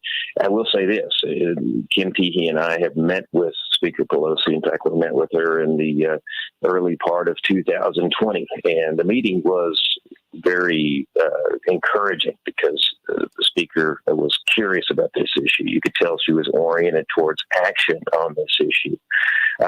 Naturally, questions about how you implement this were raised, but a very encouraging meeting. But here we are with 2022. It's high time for action to be taken. We continue to talk to her. I mean, Kim Teehee's had discussions with her, but we've also talked to other members of Congress on a bipartisan basis. And I think there is a real sense among many of them that this is possible. This can happen. We are looking towards a hearing in the House that we believe could happen in November. So action could happen. The time is short, but there's all the reason in the world, Santita, for Speaker Pelosi and really the entire House to say, yes, America should keep its promise.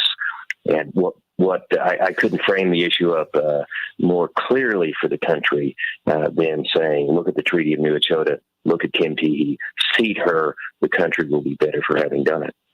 Call us at 773-763-9278. Delegate Teehee, what can we do? Yes. Well, I think if you believe that the United States should keep its word, should honor its treaty, whether you're a citizen of the Cherokee Nation, if you're a concerned citizen of the United States, and you believe that nations are best when they keep their word, then I encourage all of your listeners to go to CherokeeDelegate.com. Speaker Pelosi has, for the most part, been supportive, but she's also been deferential to the committee process that they call regular order within the House of Representatives. And the committee leaders got guidance internally within their body. And what they decided is best is for the Cherokee Nation congressional delegates to be to go through regular order in the House Rules Committee. That's the committee that would have jurisdiction. That's Congressman Jim McGovern's committee. That he is who can have a hearing this fall, which we have asked for, and that they would have to vote on a House resolution out of that committee, and for the House floor to vote on a House resolution only. It doesn't require the Senate because our treaty was ratified by the Senate and signed by the President of the United States albeit nearly 200 years ago. But it is, as you said, the supreme law of the land. So it really, although the Speaker, I believe, also has the authority by fiat, as you say, to do this, I think there is, because it is a precedent in so far as it's a treaty right. And that's the part that they've deliberated about, and that's the part where they've determined that regular order is how they will proceed on seating the delegates. That's very interesting. It's very interesting. Well, let me go to you, Aaron Connolly, then, of course, Attorney Mark Fancher, and then the callers. Attorney Aaron Connolly, what are your thoughts about this? It's taken nearly 200 years. And it's time that, as Chief Hoskins pointed out, the United States took a lot from the Cherokee Nation with this treaty. And we, at the very least, can honor these provisions of this treaty that is still, a huge trauma. And it really goes to honoring our word. And I think it's, when you look at the language of it, it is very easy for the House of Representatives to move on this quickly. And I think what we can do and what your listeners can do is contact the members of the Rules Committee, contact the chairman's office, make phone calls, send emails, and say that this is a priority, especially if you live in these districts, right? If folks are getting phone calls about this and have to talk to their communication staff and set more meetings, then they're more likely to do the right thing. And this is an easy thing to do, and it would be, I think, a benefit to do it immediately after the recess for the midterm elections. Right? I think we have an opportunity to put some pressure on this issue. And I think incoming members of Congress can also do their part to make this a primary issue if for some reason it can't be done in November. So I think organizing around this issue is important. And as you know, Santita, those phone calls do make a difference. So your listeners, this is an issue that your father, the Rainbow Push Coalition, has taken on for some time. We have some momentum in the progressive movement where we see people running for office that make things like this a priority. And those folks bring a coalition of organizers and voters that create movement. So we have to support and show up for these things by making those calls and making this a priority in our organizing. Attorney Mark Fancher, I know this issue means a great deal to you. It's something you bring up all the time. Oh, absolutely. And, let me start by saying it. I'm just so honored to be a part of this discussion. The very least that this country could do is to honor this treaty. That's the very least. Very often when I speak on the question of what is to be with respect to the United States of America, I, as you noted, always suggest that the first thing that we have to do to ensure historical justice is to go back to the indigenous nations and to say, do we have permission to begin to plan anything for the future? And if we do, how can we do that in a way that is consistent with your history, with your traditions, with your values, and with achieving justice for you, given all that has been done to destroy entire nations of people, entire civilizations that were here? And when I say that, very often the reaction is, well, how can we do that? I mean, that would be so disruptive. I mean, suppose they tell us that we have to pack up and leave. Suppose they tell us that we have to go somewhere. And that always makes me angry. And for this reason, I grew up in Tennessee, and a favorite vacation destination for my family was the Smoky Mountains. And when we would go, we would always stop in Cherokee, North Carolina. And I would survey the beauty and the majesty of the Smoky Mountains. We would watch an ongoing dramatic presentation there called Unto These Hills, which would describe the plight and the difficulties and the challenges of the Cherokee people. And I would look at this, and part of the story that they told was of the Trail of Tears, the fact that this nation of people, which had been in this beautiful place for generations, as far back as anyone could remember, one day were confronted by the U.S. government and told, you got to pack up everything, you got to leave, and you got to move all the way across the country to some place that you've never been. And they did that without blinking an eye. And so for anybody to suggest that it's just unthinkable for us to have to do that, you know, it does not take into account the pain and the difficulty, the travesty of what has happened to these people and to all indigenous nations. And so we have to begin to understand that if we're going to talk about justice, if we're going to talk about building a future for this hemisphere, then we cannot let that go. We have to deal with it. And so if justice would demand that not that the Cherokee have to go and ask for a position in the U.S. Congress that does not carry any voting rights or authority, but that everybody else who's in the Congress come to them and ask for permission to govern, to sit in a place where they make laws and prescribe rules for the rest of the country. They got it exactly backward. But given that they do, the very least that they could do would be to honor this treaty and to make this possible. And I want to add one other thing. You know, and for those who are interested in taking up this cause, I want to point out some pitfalls and some ruts and challenges that I think they may run into. Sometimes when I advocate for indigenous nations, people will quickly point out, especially people of African descent. Well, why should we do that? You know, the Cherokee, among four others, were part of what were called the 5 civilized tribes. These were nations that held Africans as slaves. And they say, why should we do that? Well, yes, they did. And as far as I know, they're trying to make amends for that. But as Jesus said, let he who is without sin cast the first stone, because there were African Americans who held people as slaves. Currently, the Woman King movie is out, which has raised a discussion about the complicity of Africans in the slave trade. We have the Buffalo Soldiers who mounted up with the U.S. cavalry and went on campaigns and crusades and wars against indigenous nations.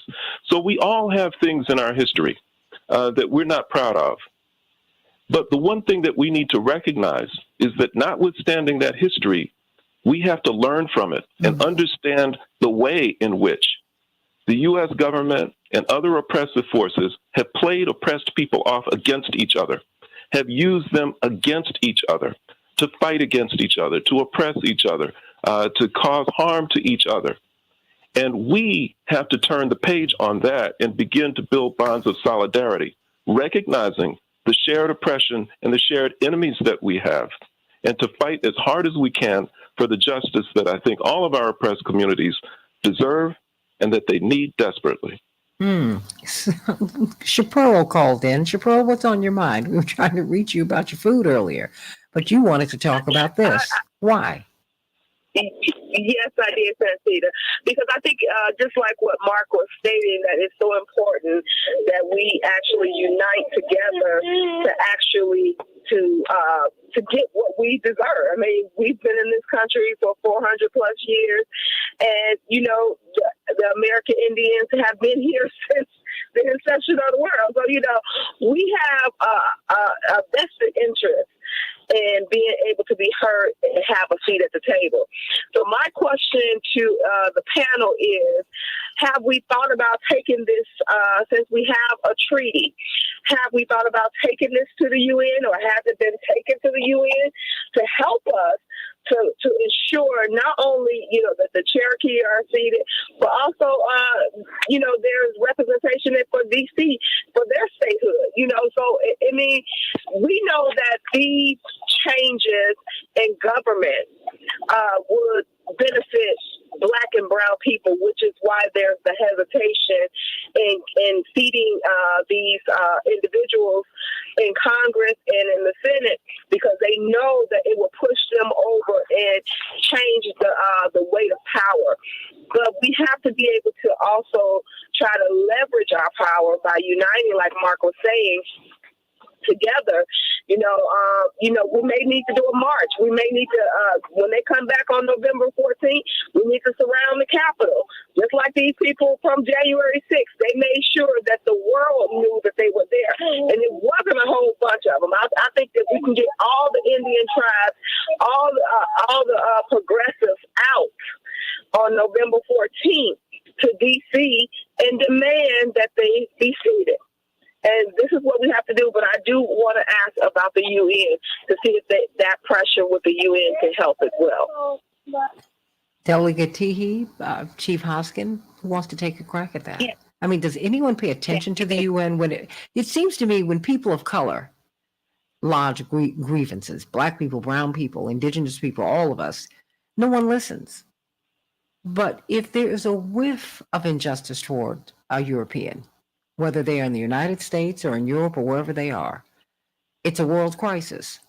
Otherwise, it's my problem. Delegate Teehee? Right. And Santita, we are mobilizing any tribe, any citizen, Cherokee citizen, U.S. citizen, even internationally. Chief Hoskin and I have, now several times gone to the United Nations Permanent Forum on Indigenous Peoples. So Indigenous peoples from all over the world unite to come together and speak to the honoring of our rights. And so we certainly have advocated in that forum. We've advocated across the country.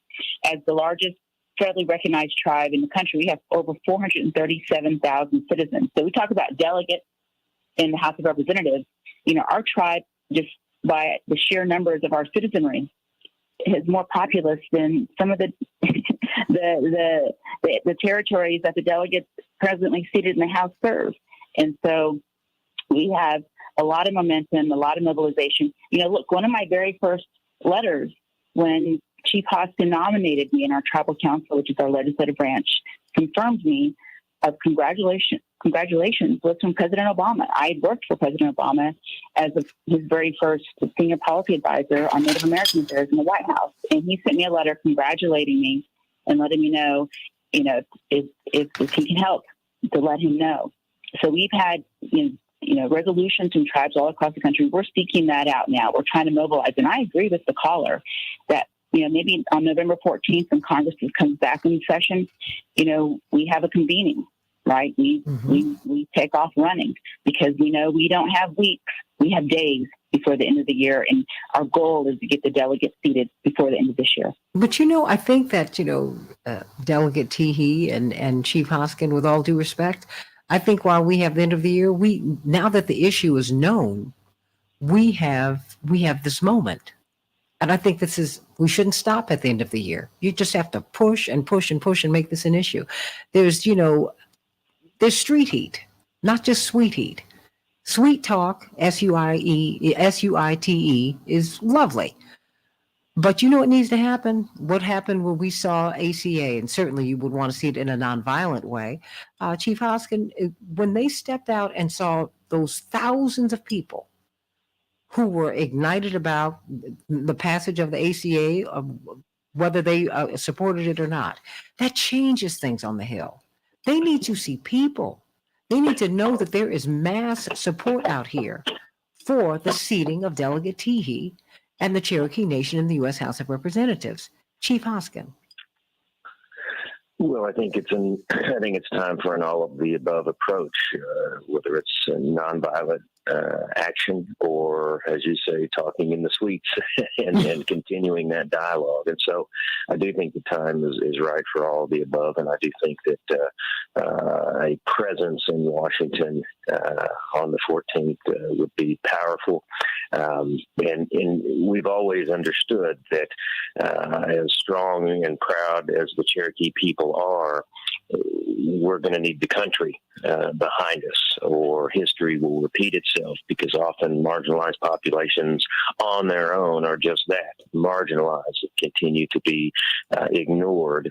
But there is power in numbers, but we need more numbers. And I think we can have the country take action by going to CherokeeDelegate.com and reaching out to their member of Congress. But I also think we have to have that physical presence. We have to literally raise our voices in the right time, place, and manner. Well, you work in a lot of different spaces, Attorney Mark Fancher. What do you think needs to happen? A couple of minutes before we go. No, I think that it is an all of the above type of approach. And I think that it has to be elevated to, a campaign that goes beyond just this immediate issue. The whole question of indigenous rights has to be a permanent part of the national discussion. And, I know Sister Shapiro mentioned the United Nations.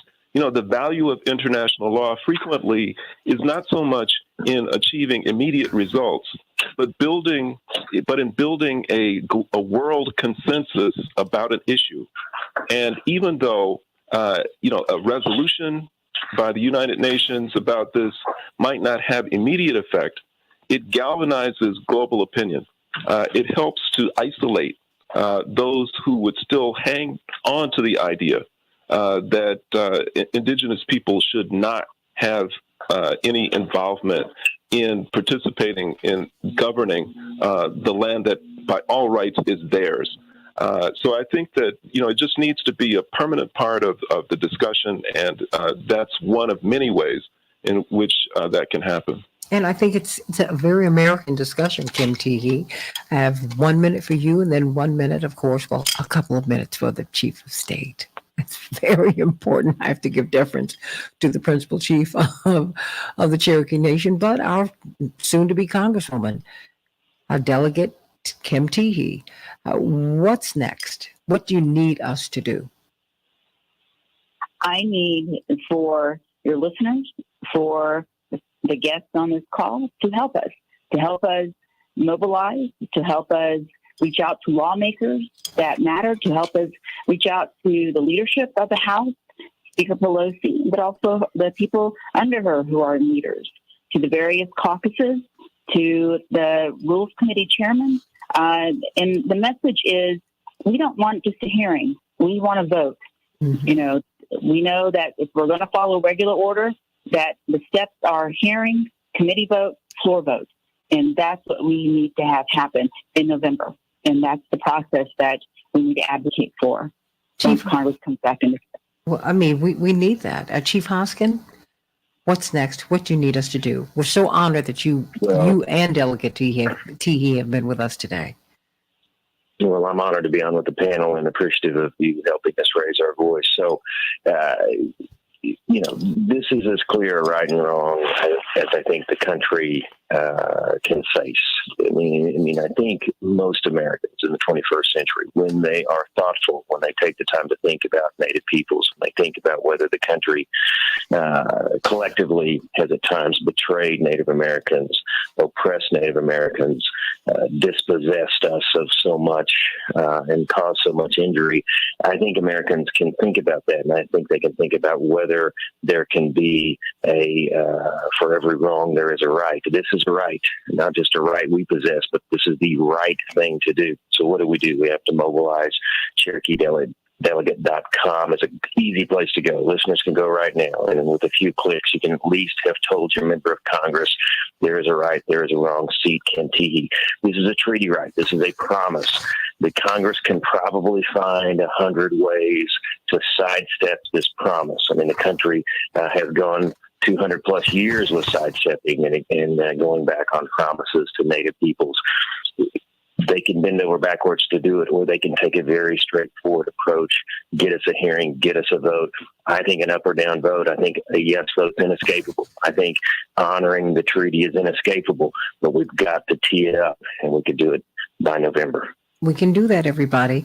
CherokeeDelegate.com. CherokeeDelegate.com. Pardon me, Aaron, 30 seconds to you. Because you organize. Well, I think Yes, and I think as organizers and digital organizers, you have to look at the folks that are celebrating Indigenous Peoples Day that's coming up in the next week.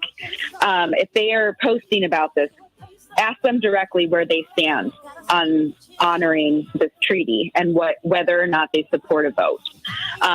Go to CherokeeDelegate.com. If you are organizing on a campaign, ask for a stance on this issue. You have power as an activist and organizer, and that voice online also matters to people. They read those things. So ask those direct questions and hold our friends to account on this. This is important.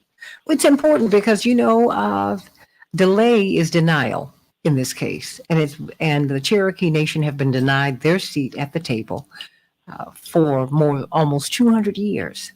It's wrong, everybody. By every metric, our Indigenous brothers and sisters are suffering more than any people in the United States. They not only deserve better than that, they deserve to be treated as full human beings, as children of God, and as full citizens, the first citizens of this nation. This is their land. And we're here occupying their land. They need a seat at the table. They need to be voting members of Congress. They need to, they'll speak for you, because that what you've done unto the least of these, you've also done unto me. That is what they will do. They will speak to the least of these and for the least of these.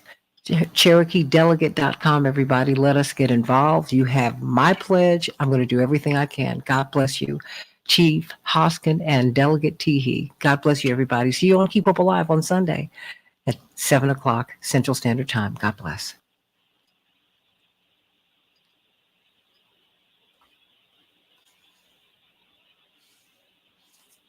My beautiful people, I'm so glad that you were with us today. You honored me by being here. Oh no, we've got to do more, because you have to get this issue, and I think that Mark would and Aaron would agree. You have to get this issue before people, and you have to drive it home constantly. They need to see you all the time, and you've got to be ubiquitous. But the people cannot avoid you. They have to see you all the time. I think.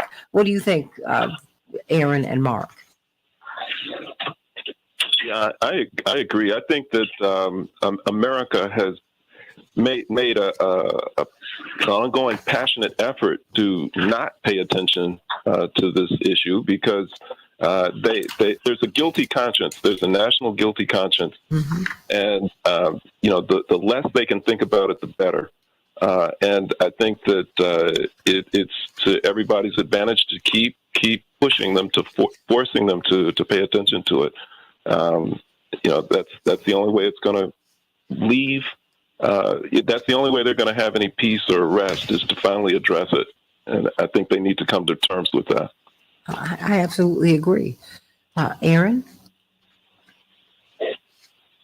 Yeah, I think we have a big opportunity to make a push to our friends that are supportive of this issue and make it a forefront piece when they return from recess. And Santita, let's make sure everybody's connected with those folks that we know, that are our friends, that are supporting issues like this in Illinois and other places, right? I think let's build that coalition, and there's lots of activism that's going to be taking place in November because of the brief return. So let's make sure that those other groups that are in coalition can be connected with the right people, and that they're advocating within that coalition as well. And I'll help in any way I can. Absolutely. Well, Delegate Teehee, is there anything you'd like to say before we go? We're still on Facebook Live. They might have gone already. Okay. Well, Chief Hoskin, I think they've left. Everybody, CherokeeDelegate.com, CherokeeDelegate.com.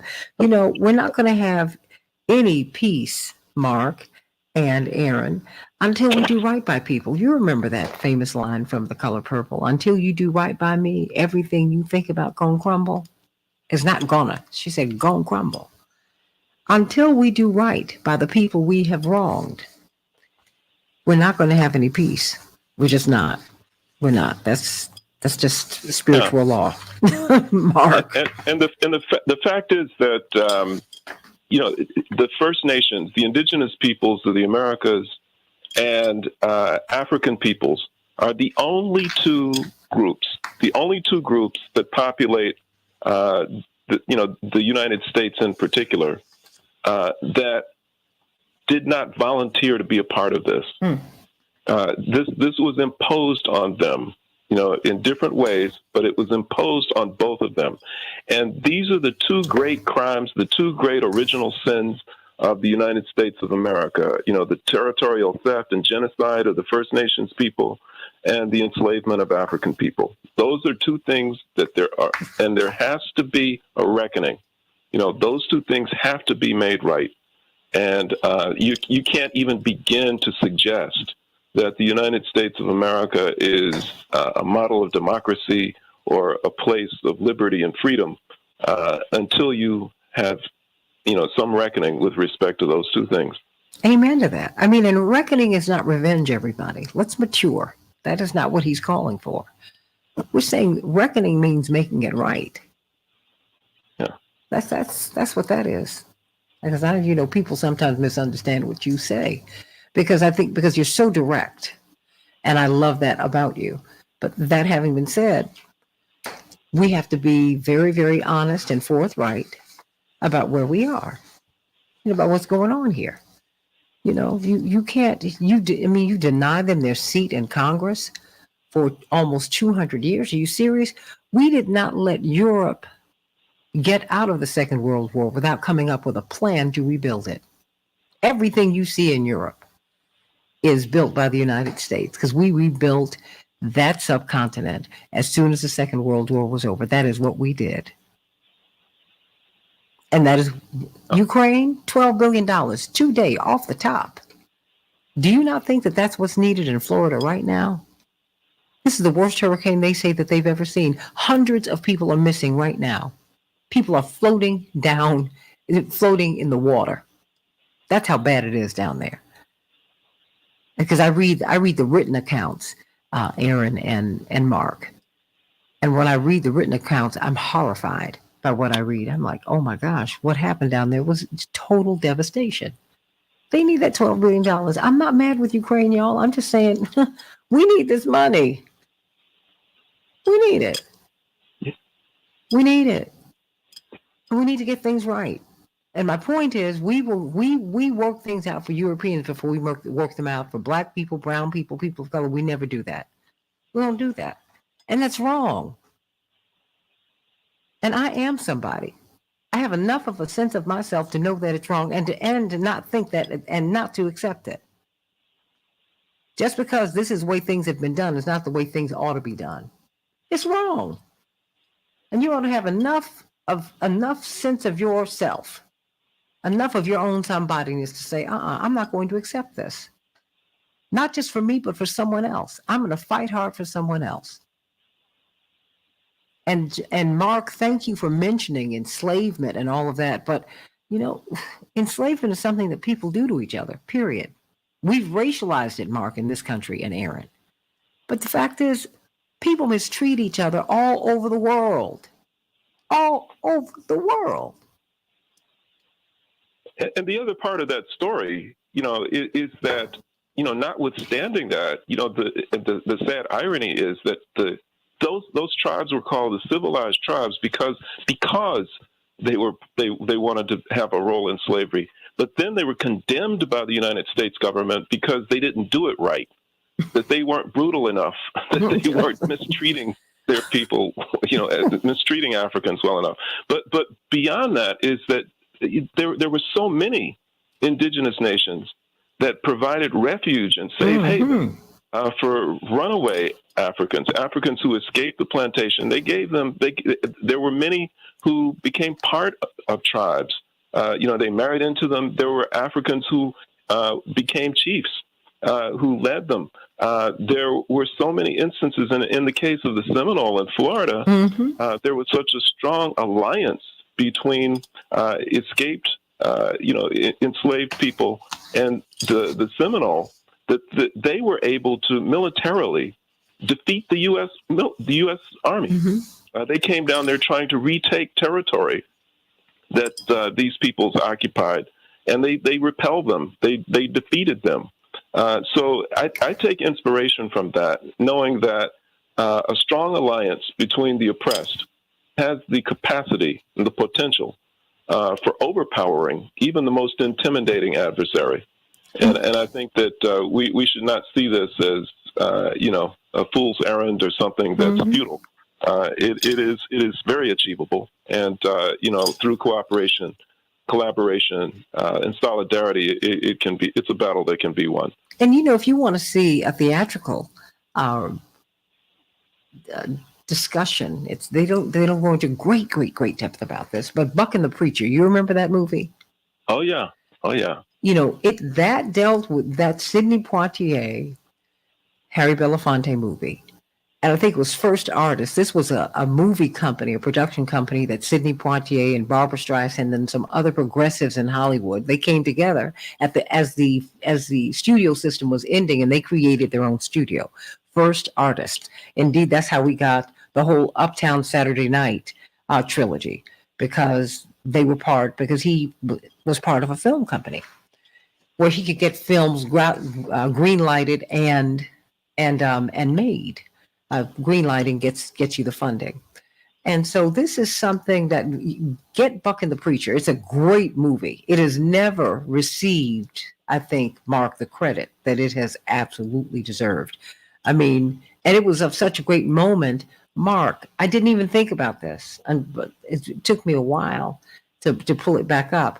But I remember I had my piano lessons every Saturday, and then once during the week. And my parents weren't debating. They were like, should we take her to? I think my father said, I think she's mature. I think she can really understand this. Sidney Poitier and Harry Belafonte were having a screening in Chicago, and my parents took me. I mean, and I loved the movie. And when I look at it, you see the breadth and the depth of the range of Harry Belafonte. And this is when you become angry about the racism in Hollywood, because he was beyond being someone who was there was no one better looking. And when you met Sidney Poitier in person, he'd make you faint too. You said he was so underutilized. And everything he did, he was absolutely stellar. And in this movie, he was by turns serious and hilarious. Cunning, crazy. I mean, it was all of that. But it was a great movie, Buck and the Preacher. I'm sorry. It really is. And I just by happenstance stumbled upon a replay of an old Dick Cavett show interview that he did with both of them right after the movie was released. And they talk about it, and you come to realize not how intelligent they are generally, but how intelligently they approach the subject matter. And Sidney Poitier says that he purposely and with great care designed the indigenous characters in this movie. Mm-hmm. He said that no other Westerns had treated them as three-dimensional people. None of them had, portrayed them as having conflicting thoughts and ideas about their relationships with African people. Mm-hmm. All of these things come through in the movie. That's right. And it teaches some real history, within the context of a very entertaining Western. It is, as you said, one of the underappreciated films of the time. And, it is very much worth, anyone going back and taking a look at it. We've got to. Ruby Dee, to see why she didn't want to stay in America after she finally got her husband Buck back, to see Buck, who was Sidney Poitier's character, Aaron, to see how he committed himself to getting Black people out of these slave territories into the Oklahomas, into the free land, into the land that they were giving to Europeans. But you said maybe if Black folks can get there, but then you saw how white people would kill Black people who would get this land, or who were headed toward this land. There were so many messages in that movie. Yeah, and I don't want to spoil the film, but I really cried, at that moment in the film when the indigenous peoples came to the rescue of Black people. But no, but that's not spoiling it, Mark. That was something that when we were in the industry events are everybody's really cool, right? Because I've been there, done that. I guess I've seen it. Everybody started cheering when the indigenous people, and that's not giving it away, everybody. When you are going to, I own the movie. I went and found it online and every time I see that part, I cheer. It was like, yeah. They came on through for these Black folks. They were like, no, we're not going to let you all hurt them, kill them. We're not going to let you do that. And then you saw a decent white man who said, these people are not trying to harm anybody. I'm not going to let this racist and try to eliminate them. Don't you bring that trash here. You got a chance to see humanity, different faces of it. And Buck and the Preacher it is a great movie, and it is underrated, undervalued. And I thank Harry Belafonte and Sidney Poitier and Barbara Streisand. I think Tony Franciosa might have been part of that. Tony Franciosa, who was a well-known television star and movie star from the 60s and 70s, who was very supportive, interestingly enough, Mark, of Reverend Jackson's work and his presidential runs. Wonderful guy. These people came together, and these were they made some wonderful movies. First artists. It was something to be proud of. But thank you so much, Mark. I thought about you when I got them today, and I called Erin. I called her very early. Erin, my apologies to your family. But Erin is about to marry into the Cherokee family. And of course, Mark, every time you mention the fight for human dignity and rights, you always mention the indigenous people, and I thank you for your sensitivity. Thank you for that. Thank you. No, well, thank you for inviting me into this discussion. I really appreciated that opportunity. Well, let's continue to have it. Okay. Whether we have Chief Hoskin or Delegate Teehee or not, I think it's something that we need to champion for ourselves. We need to do that because they deserve that. They deserve that. We need to stand up for each other. We need to stand up for each other, everybody. We really, really do. So, sending everybody much love. I'm going to get on out of here so I can start run today and get my get my day going. Woo! Okay. I'm going to do that. Have a great day, Santita. Nice to talk with you, Mark. Thank you. It's a joy. It's a joy. We're going to continue this discussion, everybody. But I love you, everybody. I'll see you on Sunday on Keep Hope Alive with Reverend Jesse Jackson. Thank you for being with us. Thank you. Thank you. Love you. See you on Sunday and then, Lord willing, on Monday. Bye-bye. Thank you, Paul.